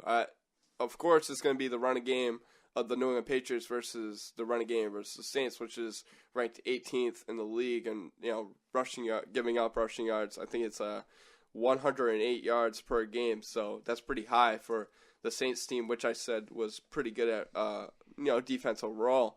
But I also think that it's going to be Darren Sproles versus that total defense. I mean, Jimmy Graham, Darren Sproles, Marquise Colston, but I think Darren Sproles is going to be the focal point for this defense. Yeah, anytime you have a third down back like Darren Sproles, he's going to create plays and, make hell for the opposing defense, which is why I'm really worried about this game. Obviously, after that big win in Atlanta, where Atlanta actually crawled back into that game when they shouldn't have, and they almost took, not the lead, but they almost tied it and made it a game even more so. But looking ahead to this game against the Saints, I'm not as confident as I would have been after that Atlanta game. And next week when we have Paul Perillo on, we can talk to him about that and say, what went right or what went wrong, or what does this mean if they were able to beat the Saints? Because the Saints are one of the best teams in the league. I mean, they're undefeated. So this will be the best test of the year so far for the Patriots. I think the ultimate test will obviously be when the Denver Broncos come to town week 12. But if they are able to win at home against the Saints, it presents even more problems for us. From a standpoint of, trying to gauge how good or bad this team is, because they've been so inconsistent. Ken Tompkins has the game of his life 2 weeks ago, and then he comes out with a clunker last week. So it's going to be sort of an up and down, and we'll see if Gronkowski changes anything if he does in fact play. Yeah, this is a pivotal game for the Patriots, no matter how you look at it. They're coming off of a really tough loss, so you get to see how a young offense responds to losing a game that really they probably shouldn't have lost last week against the Bengals. And I think that you get to see how the defense does against a truly high-powered offense in the New Orleans Saints. So twofold for the Patriots on offense and defense. We get to see what they're really made of this week. And I can't wait, but I think the New Orleans Saints, they have a ton of offense. And I don't know if they'll be able to match them with the firepower. Any word on Tommy Kelly yet? No, I haven't heard anything yet. Because, of course, Vince Wilfork's out for the year, right? So Tommy Kelly, if he doesn't return, that's even a bigger gap in the run defense and the passing defense, of course. So, Drew Brees is going to go off. It's just a matter of the secondary holding down the trenches, and, you also got to look at Jimmy Graham playing a factor. Gerard Mayo is going to have to play a vital role against Jimmy Graham. And, I really think the Saints are going to bring their A game, and the pass better be ready. Yeah, I'm not as worried about the defense as I would have been last year. If this matchup was happening last year, although the Saints sucked last year, but let's just say it was this Saints team against last year's Patriots defense, they would probably put up 50 points. But I'm confident in this pass defense that they will be able to get off the field on third down, make crucial stops when they need to. Can Tom Brady continue to get on the same page as Dobson and Tompkins? We saw So much promise from Tompkins 2 weeks ago. I don't know what happened, where the miscommunication was. Dobson obviously is still working on running the right routes. There was one end zone route where he was supposed to run a corner fade, but he broke towards the post, and Brady completely missed him. So there's obviously those up and down moments that we're going to try to, or at least the Patriots are going to try to fix, and Josh McDaniels is going to work really hard with these rookie receivers to make sure they get it. Edelman was a non-factor last week. Danny Amendola, again, didn't really get play that many snaps. Rob Gronkowski, who knows how limited he'll be in this game. So and again, Ridley, as we didn't even talk about, may or may not be back this week. We still don't have the full injury report, but that's going to be a huge deal because they were unable to run the ball effectively last week against Cincinnati. And that's the other topic with Amendola. He returned last week, so is Tom Brady going to be like, I'm going to only go to Amendola, because he wants to get him going, but at the same time, you got Tompkins going, and then, Dobson here and there. But I really think that Tom Brady needs to decide, what receiver to go to. Yeah, I think the thing is New Orleans is going to put up points, and I think that the question is, can the Patriots win a game in a shootout fashion? That's my question. Can their offense keep up with the offense of the New Orleans Saints? All right, quick break. We'll be back with more 1460 WXBR. Welcome to today's lottery drawing. And today's winning numbers are not yours, not yours, and another number that's not yours. And the final number is not yours. When it comes to having money, don't rely on luck. Brew your own coffee at home instead of buying that latte. Brown bag it to work instead of ordering it. Go to feedthepig.org for more free ideas on how to save. Feedthepig.org. This message brought to you by the American Institute of Certified Public Accountants and the Ad Council. A boy born in Joplin, Missouri was fascinated by anything with wheels and a motor. The odds of him going on to fascinate millions with his talent? 1 in 260,000. The odds of this born racer having 157 career top 10 finishes in NASCAR? 1 in 125 billion. But every driver seeks the pinnacle of their achievements. The odds of him winning both the Daytona 500 and the Brickyard 400 in the same year? 1 in 195 million. The odds of a child being diagnosed with autism? 1 in 88. I'm NASCAR driver Jamie McMurray, and my niece has autism. Learn more at autismspeaks.org/signs. Early diagnosis can make a lifetime of difference. Brought to you by Autism Speaks and the Ad Council. Hi, I'm Josh Groban. 1 in 6 Americans don't know where their next meal will come from. These are our neighbors, friends, and coworkers. There's just no sugarcoating it. These people need our help. Visit feedingamerica.org/hunger to find out how you can make a difference. I'm Josh Groban, and together, we're Feeding America. A message from Feeding America and the Ad Council. Time now for your WXBR Sports Blast headlines. For the 10th time in franchise history, and for the first time since 2008, the Boston Red Sox are moving on to the ALCS. They beat the Tampa Bay Rays in Game 4 last night by a score of 3-1. The Rays took a 1-0 lead into the 7th inning when a wild pitch by reliever Joel Peralta allowed Xander Bogaerts to score from third base. Later in the same at-bat, Shane Victorino beat out an infield single to drive in Jacoby Ellsbury. Dustin Pedroia would add an insurance run on a sac fly in the top of the 9th inning, and Koji Uehara, who surrendered a walk-off home run to Jose Lobaton in Game 3, ended the Rays season with a 4-out save. The Red Sox will face the victor of the Tigers Athletic Series. Detroit forced a Game 5 yesterday with an 8-6 win. You can catch that game tomorrow right as the series shifts back to Oakland. First pitch will be at 8:07. The Patriots will take on the New Orleans Saints this Sunday. The Saints are 5-0. They're coming off a 26-18 victory against the Chicago Bears. The Pats are 4-1 after losing to the Cincinnati Bengals this Sunday by a score of 13-6. Multiple reports suggest that tight end Rob Gronkowski is likely to move his season debut on Sunday against the Saints. Is likely to make his season debut on Sunday against the Saints. He missed the first 5 games of the season, recovering from back surgery. The Boston Bruins are off to a 2-0 start after beating Tampa Bay and Detroit to open up their season. The Bees are back on the ice tomorrow night at the TD Garden. They face the 3-0 Colorado Avalanche. Puck drop is at 7 p.m. And the Boston Celtics begin their preseason on Monday night. They lost to the Toronto Raptors 97-89. The Celtics continue their preseason play tonight against the New York Knicks. The games will be played at the Dunkin' Donuts Center in Providence, Rhode Island. This is a home game for the Celtics. Tip-off will be at 7:30. These are your Sports Blast headlines. Check out our website at www.sportsblast.co. Be sure to tweet us at 1460 Sports Blast. Again, that's at 1460 Sports Blast. I'm Brian Roach. Don't go anywhere. The Sports Blast continues right now. You're listening to The Sports Blast with Aashish Sharma, Brian Roach, David Pollard, and Mark Lazell. Check us out online at www.sportsblast.co.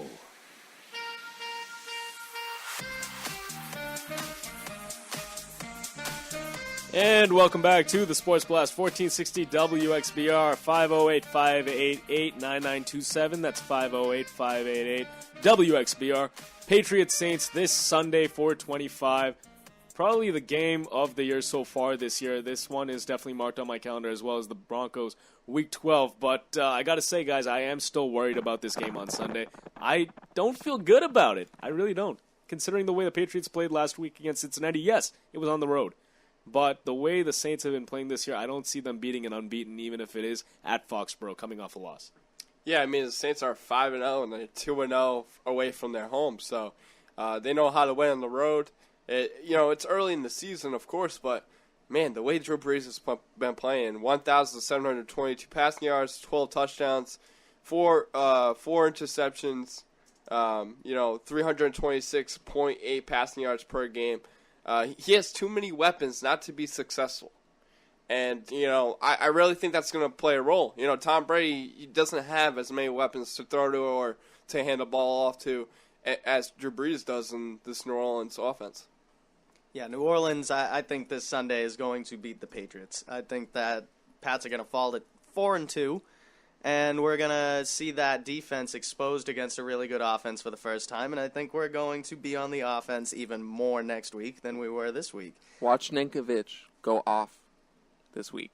Ninkovich is going to go off with like 3 fumbles. Say that. Is he the player that makes or breaks the Pats? Yes, because so far this year he's only had like 1 or 2 good games. So he's due. Yes. As is Chandler Jones. Like he Will didn't have Myers. a good game last week. Yeah.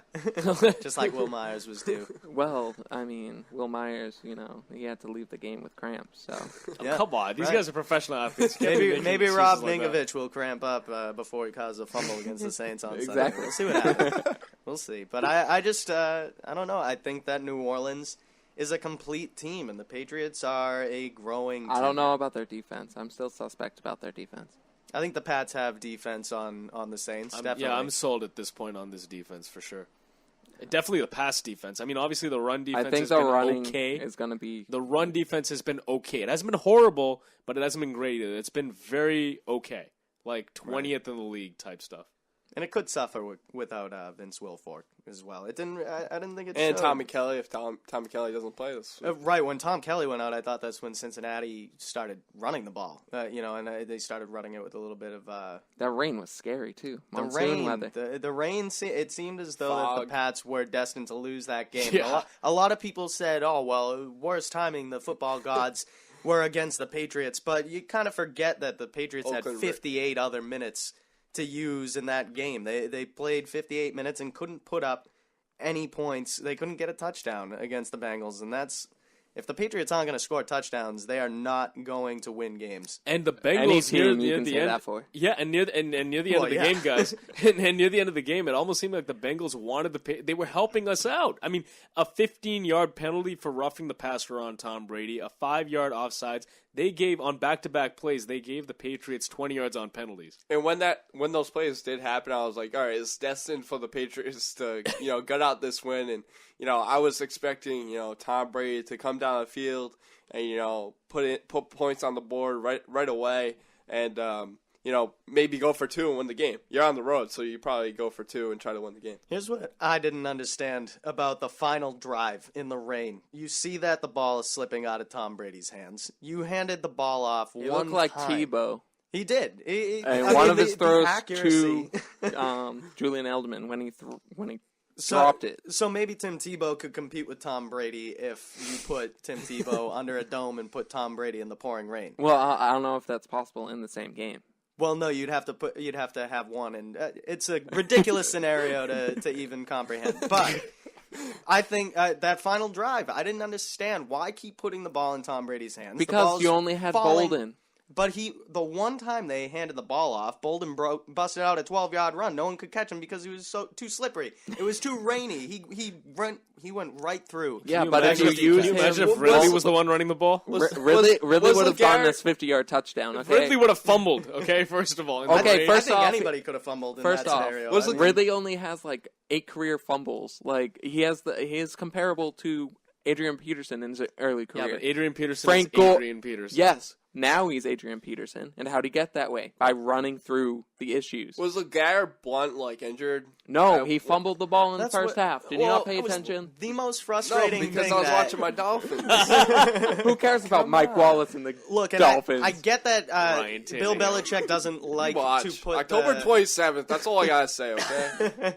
Lamar Miller's gonna cramp up. I understand that Bill Belichick doesn't like to sucks. put people who fumble back on the football field, but LeGarrette Blount is 250 pounds, and in the pouring rain, you put that guy on the field, put the football in his hands, and have him run through the defense and see if anybody can even get a hold of him. He'll roll. He'll keep rolling. He would keep rolling. That's a freight train coming through that you're not going to be able to stop, and especially in that rain. Well, you see, Bill Belichick likes to punish runners for when they fumble the ball. And that's where maybe... But he doesn't punish Tom Brady when he throws a pick. Okay, let me answer your question, Dave. The reason that they elected to pass in that situation is there was a minute left in the game. They were down a touchdown, and I believe they had no timeouts. Yeah, that's correct. When they started the drive, they had one timeout. They had one timeout, which they had to burn. Right. And if you look at the fact that, they were pretty much committed to the pass for that reason, the way they were getting to the line, it was like there was no sense of urgency there. That last, they burned off like 6-7 seconds just getting the line where Tom Brady was checking and double checking. I was like, dude, come on, let's go. You got 60 seconds here. I felt no urgency the entire game from the Patriots. I kept feeling like they were putting themselves...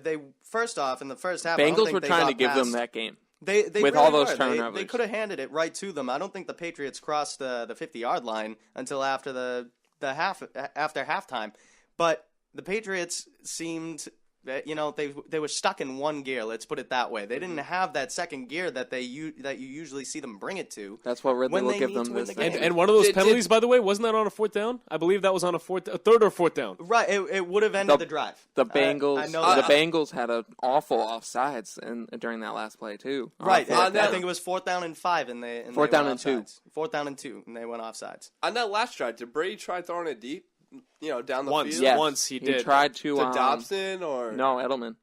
See, you gotta go with, go with Dobson. If Dobson knows his routes, sure. He's a threat downfield. Yeah, Dobson doesn't get... Actually, there was one drive where Dobson made a great job readjusting to a route, and he was wide open in the middle of the end zone.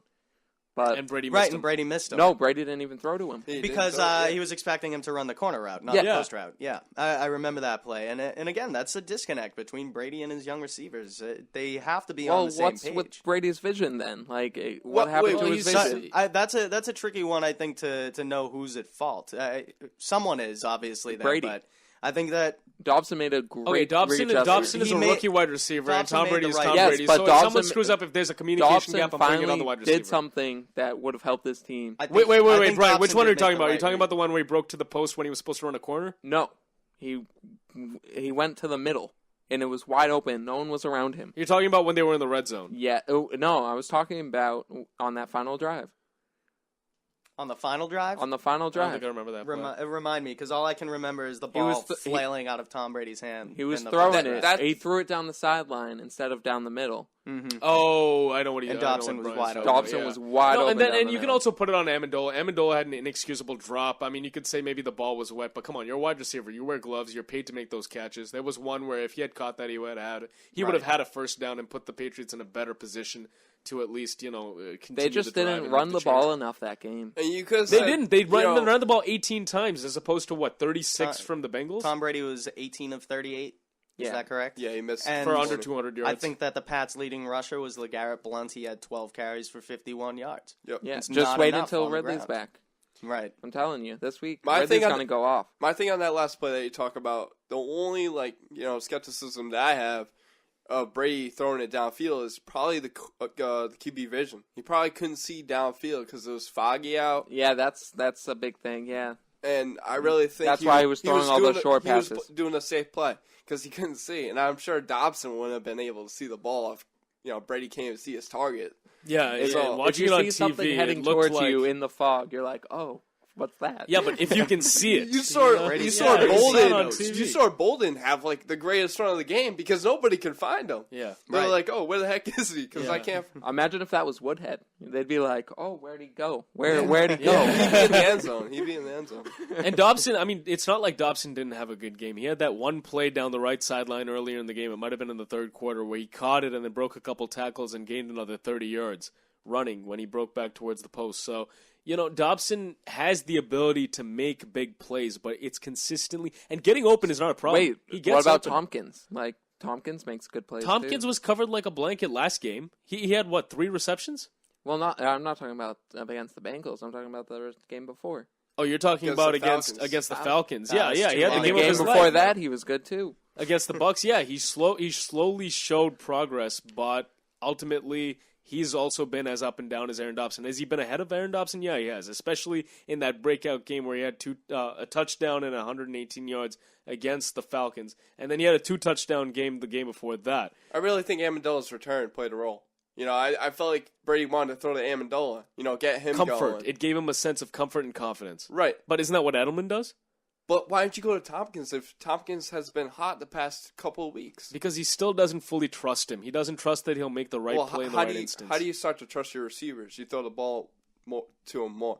If he can catch the hard ones and make one play look like make it glorified. It's I think that if there's anyone that he didn't trust, it probably was Zach Sudfeld because every time that he threw it to Sudfeld, he either got Sudfeld either fumble the ball or first interception of the year was to Zach Sudfeld. Second interception of the year was to Zach Sudfeld in double. Although that one was Tom Brady's fault, that was in double coverage. And then Zach Sudfeld, when we think that he possibly can't do anything more wrong, on an onside kick, he botches it. He gets released and then he gets picked up by the Jets. And Atlanta almost won that How game. fitting. The New York Jets. Atlanta almost came back there.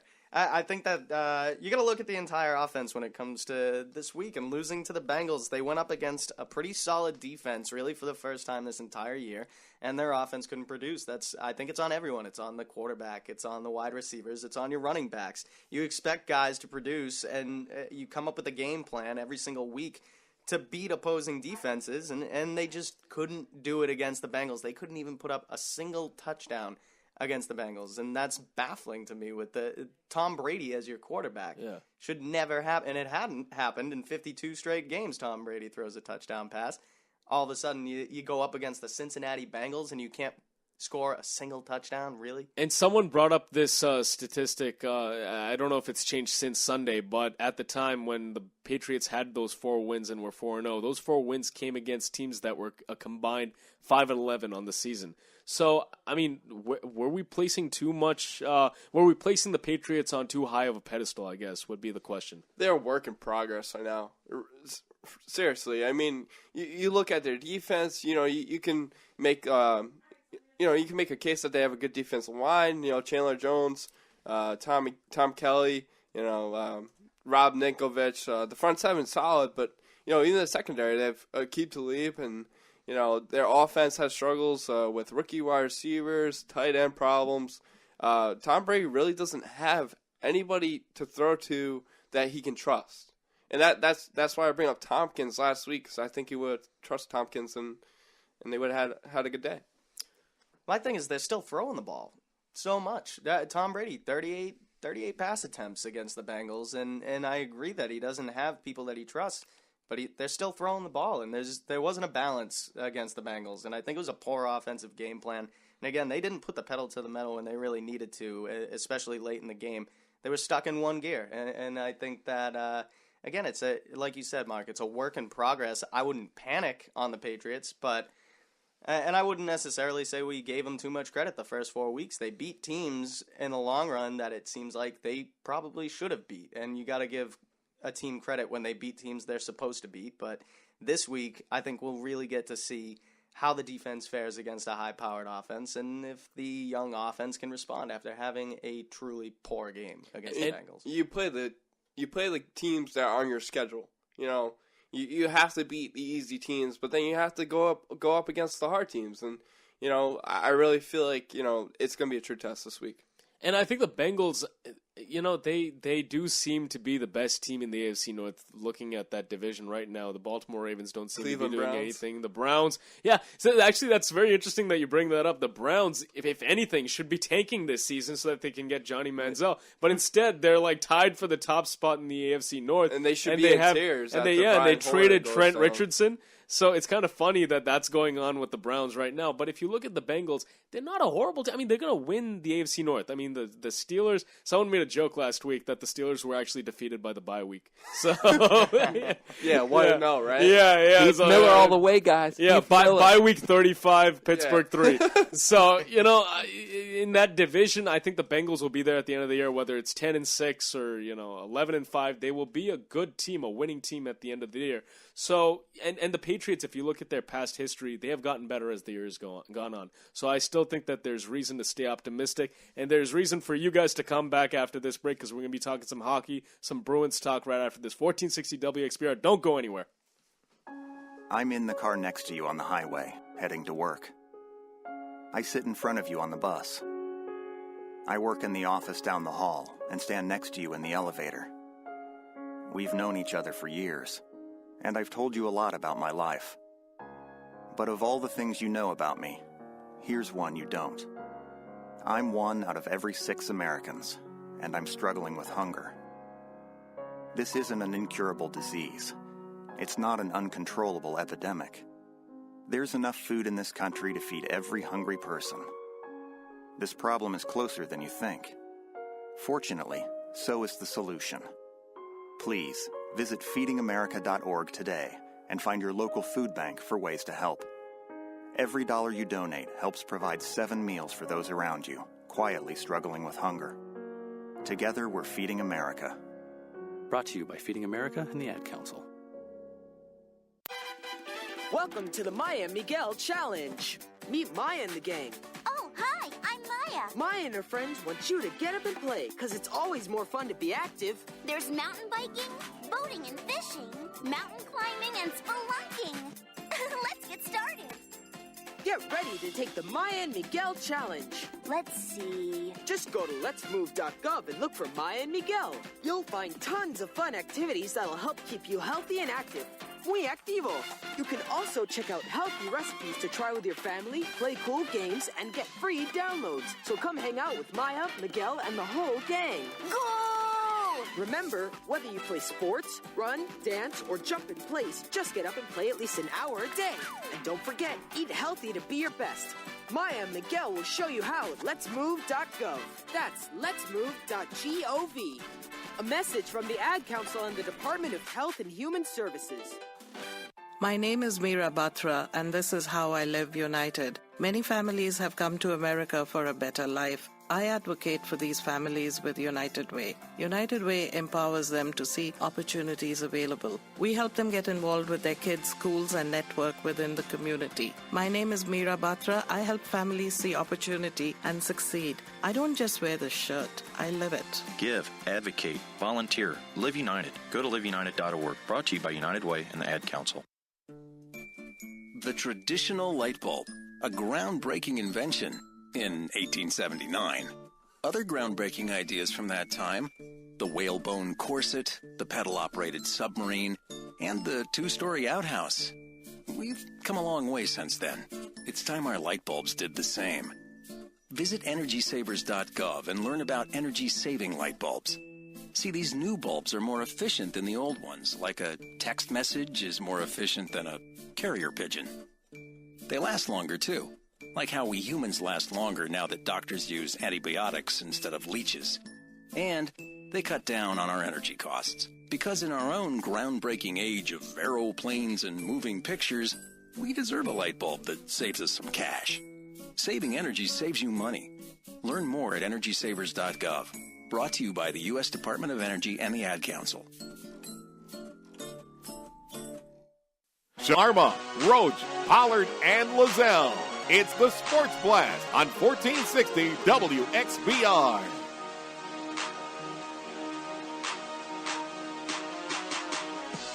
Welcome back to the Sports Blast, 508-588-9927. That's 508-588-WXBR.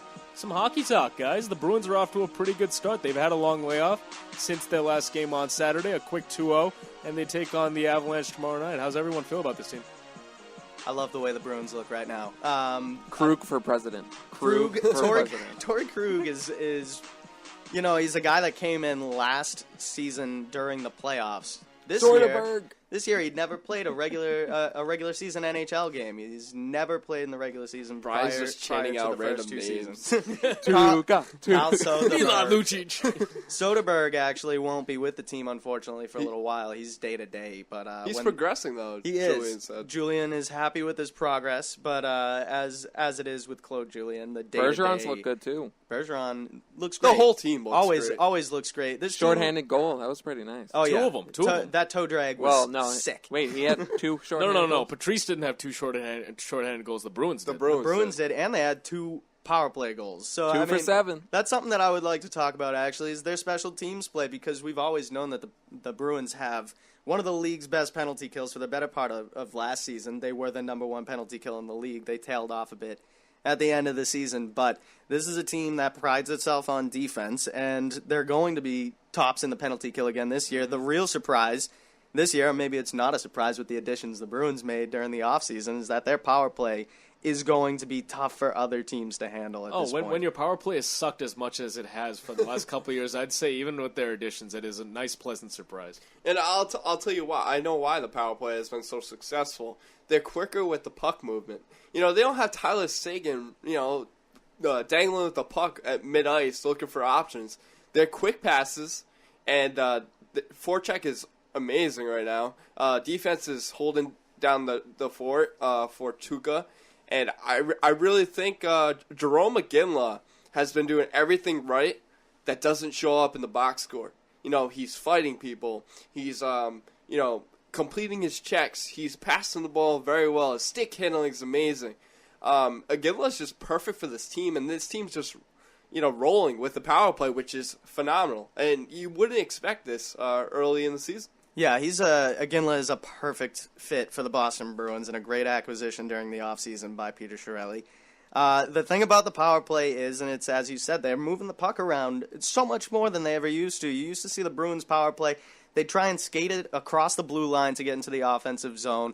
Then they wind up getting in, and they're stagnant. They would be standing in one place trying to pass the puck around. Now you see they put Zdeno Chara right in front of the net against opposing goaltenders.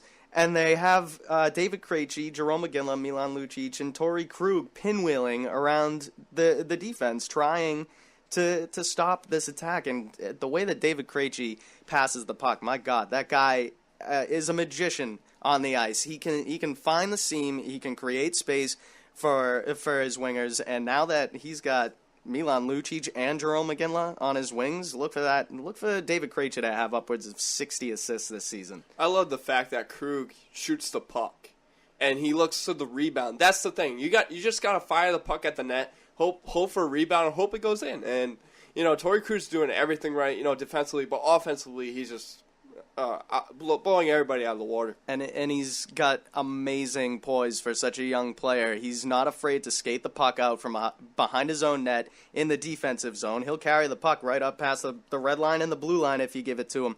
And then, the one thing that, if as a Bruins fan, when you go back, Bruins fans got ticked off at this Bees power play because they didn't pull the trigger. They would pass it around, and they wouldn't. They would be too unselfish, and they wouldn't get shots off on the power play, and as a result, they didn't score. Torrey Krug gets the puck, he pulls the trigger. It's a hard shot, and it's an accurate shot. They are lucky to have Torrey Krug on the blue line right now. Yeah, and then Tuukka has only allowed 1 goal per game so far, 9.66 save percentage. So he's been really impressive, to say the least. 100% penalty killing. They're just doing a heck of a job right now. Solid start to the season for sure for the Bruins. And Tuukka, he's always a product of how well this defense plays. The Bruins constantly, the past 4 years, have been tops in the league in goals against, and their goalies statistics always show for it. I think they've had the top goalie in goals against and save percentage for 3 out of the last 4 years, dating back to when Tim Thomas was in the net. But if you look last year, Anton Hudobin, the backup goalie, had a great save percentage and a very low goals against average. It's a byproduct of how well this team plays D, and they really only surrender shots from outside the box, and it's looking good for them so far. And I think Hudobin might play a factor in the season too, because they have Chad Johnson as the backup goalie. You don't really know how good he's going to be. You know what you're getting out of Hudobin, so Hudobin might play a major factor.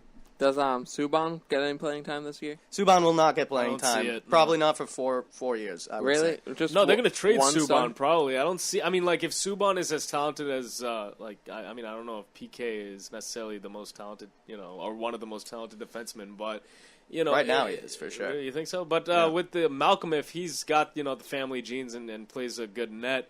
I don't know if they hang on to him. I think they trade him and they get different prospects. Obviously, Tuukka is the guy that's going to be in net for years to come. I think they're really high on Malcolm Subban. I think they know he has a ton of potential, but the Bruins just signed Tuukka Rask to an 8-year contract extension during the offseason.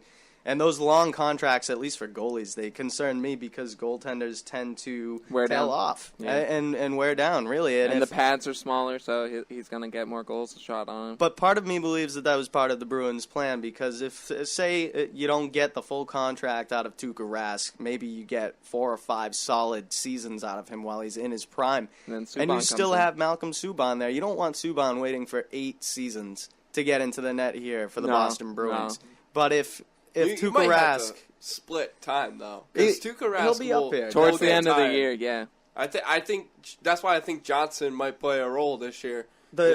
Instead of in Hudobin's absence. Right, the Bruins, Claude Julien... Where is Hudobin? Hudobin... Devils, right?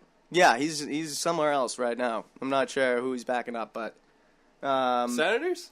I can look it up. No clue at the moment You do that, where Aashish. Hudobin went You to. do that. Yeah, but try to spell his last name for me too. The Bruins, Claude Julien It begins loves with to a K. split the net. KH? Yeah. He's currently with the Hurricanes. He's with the Hurricanes, which makes perfect sense for him behind Cam Ward. He's going to be a backup again, and Hudobin's a very capable backup. But again, it comes down to the Bruins love to split time in the net for their goalies. They're going to get Tuukka Rask a rest during this season. I wouldn't be surprised to see him play 55 games and see Johnson for maybe 20 games. Yeah, that sounds like a good split. And it's always good to give your goaltender a rest. But again, I bet we'll see Johnson put up some great numbers because the goaltenders are a product of this Bruins defense every season. So can you tell me this? Why didn't the Pittsburgh Penguins go after Tim Thomas? Because Tim Thomas was in a hole for the past year. He was just gone, off the map, really. He was in a bunker in Colorado after the Bruins let him go in 2012. He literally was worried about the end of the world.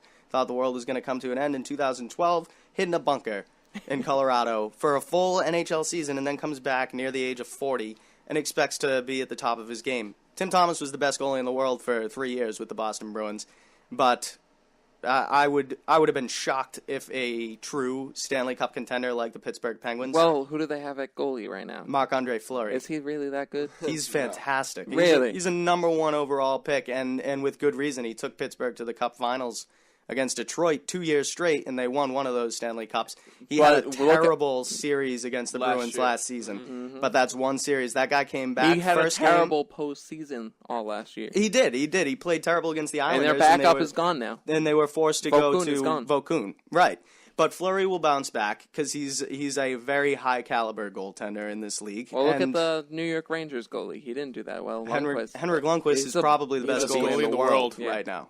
And goalies have ups and downs, but Marc-Andre Fleury, he's one guy, if you're Pittsburgh, you rely on him. He took you to a Stanley Cup final. He has that in him.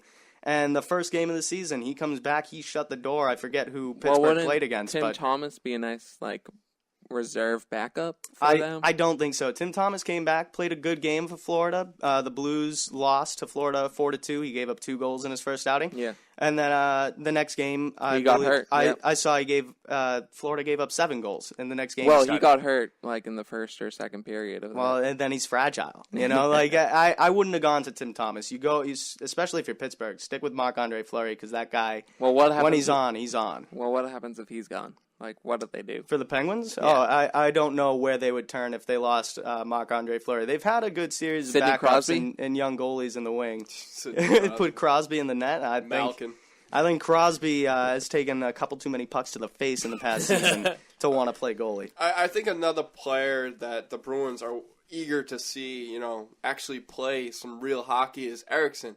I mean, Eriksson, he's had,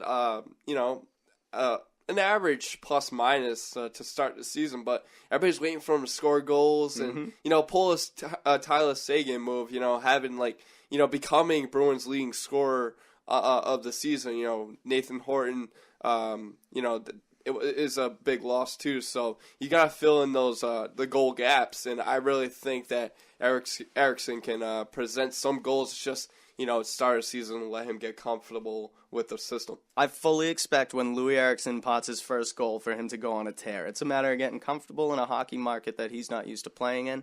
When that guy starts putting points up for the Bruins, he's going to put them up in bunches, and we're going to forget Tyler Seguin was ever in a Bruins uniform. All right, final segment of the Sports Blast coming up. You don't want to miss it. 1460 WXBR.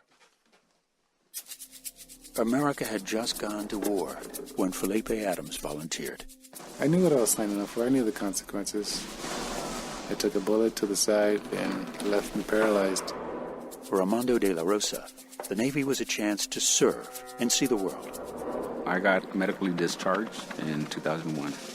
Armando and Felipe were brought together by a unique organization that serves our paralyzed veterans. If there was no PVA, it'd be a lot of confusion. Our training is to better the veteran. We help out with the auto grant, the special housing adaptation grant, education, prosthetics. Our main focus is spinal cord injury and disease, but we see anybody. First thing he had asked me before he even asked my name was I being taken care of as a veteran? And I thought that was pretty good. Changing lives, building futures. That's Paralyzed Veterans of America. To learn more, visit pva.org. Here at the GED Pep Talk Center, we've got a pep talk that can motivate you.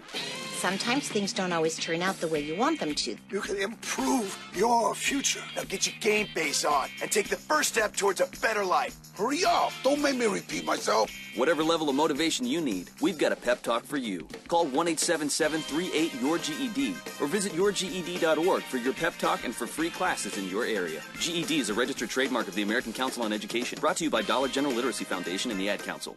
Hey, there he is. How's it going? I'm having a stroke. Are you going to shake my hand or what? I'm having a stroke. Wow, you're not even moving your arm. I'm having a stroke. Are you okay? I'm having a stroke. Your face looks weird, too. I'm having a stroke.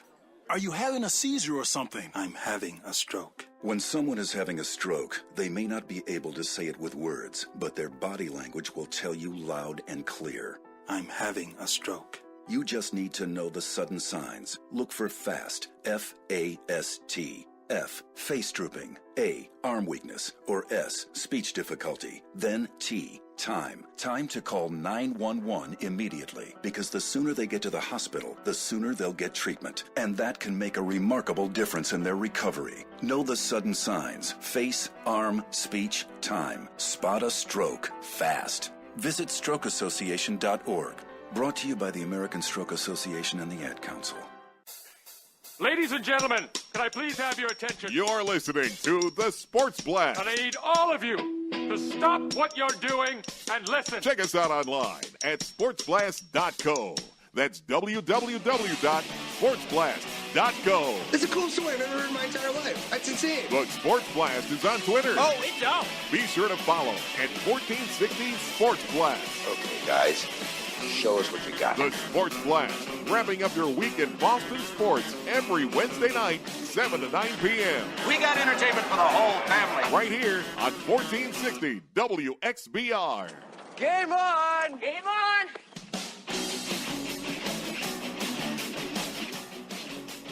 Back here on the Sports Blast final segment, WXBR. Remember, the call-in number is 508-588-9927, although I doubt at this point we'll have any calls to squeeze in. Final thoughts, guys. What are you guys looking forward to this week? I know personally, as much as I'm looking forward to Patriots football against the Saints this Sunday, I got my eyes set on tonight's ALDS finale with the Oakland A's and Detroit Tigers, because I want to know who they're facing. The Red Sox, who they're facing out of the ALCS. What do you guys think? Bruins Avalanche, baby. I want to see if Patrick Roy punches somebody in the face this week. I want to see the Celtics start to, figure out what their depth chart's going to look like. I want Phil Pressey to get some time at point guard. General Wallace, he's been playing pretty good. They're 0-1 in the preseason. I wouldn't make too much of it. But Brad Stevens got to work his magic and put a roster together that will fit the team. I want to run into Brad Stevens again, but besides that... Why don't you tell the audience that little story, Brian? What were you doing last weekend? Last weekend I went to Castle Island for a little fun in the sun. South Boston, my hometown. It was a good time, took a little stroll around, had a nice picnic. And as I was walking in, Brad Stevens comes jogging by with his wife in his Celtics sweatshirt. She good looking? Yeah, she's pretty nice. She's yeah. nice? Yeah. That's good. Good not, for him. Not bad to look yeah, at. I would say so. Hey, he's only 36. Isn't he like the youngest guy. head coach in the history of the NBA? Or currently. She better be beautiful then. Yes. Yeah. I wanted to take a picture, but I thought that was offensive. I'd be offended if I was Here's my idea that they need to come up with so that people can spy better on people is they need to put the camera on the side of the phone so that they can face forward and make it look like they're texting but really be Oh yeah, there's so many times that I'll be sitting somewhere and I'll be texting someone. I'll be like, oh, I want to take a picture of this person so bad. People would badly abuse that. My Galaxy S, the Galaxy 3 or whatever, since I'm with Sprint, it doesn't let you take candid photos, so it makes a picture noise. Okay. Okay. So if you were walking past Brad Stevens and his wife and you decided to take a picture of him with your phone, there would be a camera noise and Brad Stevens would know. Yes. Wait, exactly. to answer your question, Dave, of is she attractive, did you want to take a picture of Brad Stevens because he's the Celtics head coach, or did you want to take a picture of his wife? Both. Both of them together. Exactly. Because they're a nice couple, or because they're both attractive? I'm not attracted to Brad Stevens. Well, no, I'm sure we'll get to know what his wife looks like as the years go by. We'll get to see her in the limelight. I hope we don't see much of her this season watching the Celtics. Why not? I just don't see a need to see her if we're watching the Celtics. She's gonna be on the sideline. She's gonna be one of the cheerleaders, guys. She'll be one of the cheerleaders. I hope so. Oh, she's that good looking. Okay, because I talked to someone last week who thought Giselle was overrated. I was like, okay, you, my friend, are insane. Giselle is. How is she overrated? Giselle is not overrated. She's not. Giselle, yeah, not at no, all. but someone said that. She is rated as a 10. I was talking to one of my friends. He said, "Yeah, I don't really see it." I was like, "Have you seen Taxi with Jimmy Fallon? Giselle is the main villain in that, and she's gorgeous. Okay, and the other women that are like robbing the bank, they're also very good looking. They are. So They have a nice accent too. they have beautiful accent. Brazilians, man. That's what I'm saying. So, We've gotten a little off of sports here today. Oh, it's okay. It's the sign-off segment. The music's getting us in there. Yeah, exactly. It's what I love. It's what I love to do. And getting back to the sports aspect, I think the ALCS, it's going to be a fun one. It starts, Saturday? Saturday. Start on Saturday, Sunday. Against Detroit or Sunday Oakland. will be a primetime matchup for the Red Sox. Okay. Is Lackey or Clay Buckle? It's going to be Lackey. It's going to be Lackey. Unless, you want to get Lackey. Unless it's against Oakland and he'll pitch. On Sunday it'll be Lackey. Maybe. Okay. It really depends, because it depends on if they're playing Oakland or not. Lester will be the anchor of that ship, so. Well, we'll see what happens. Obviously, going to be a good series, going to be a fun time, eventful weekend coming up with the Patriots also taking on the Saints. Celtics preseason action continuing. Bruins facing the Avalanche tomorrow night.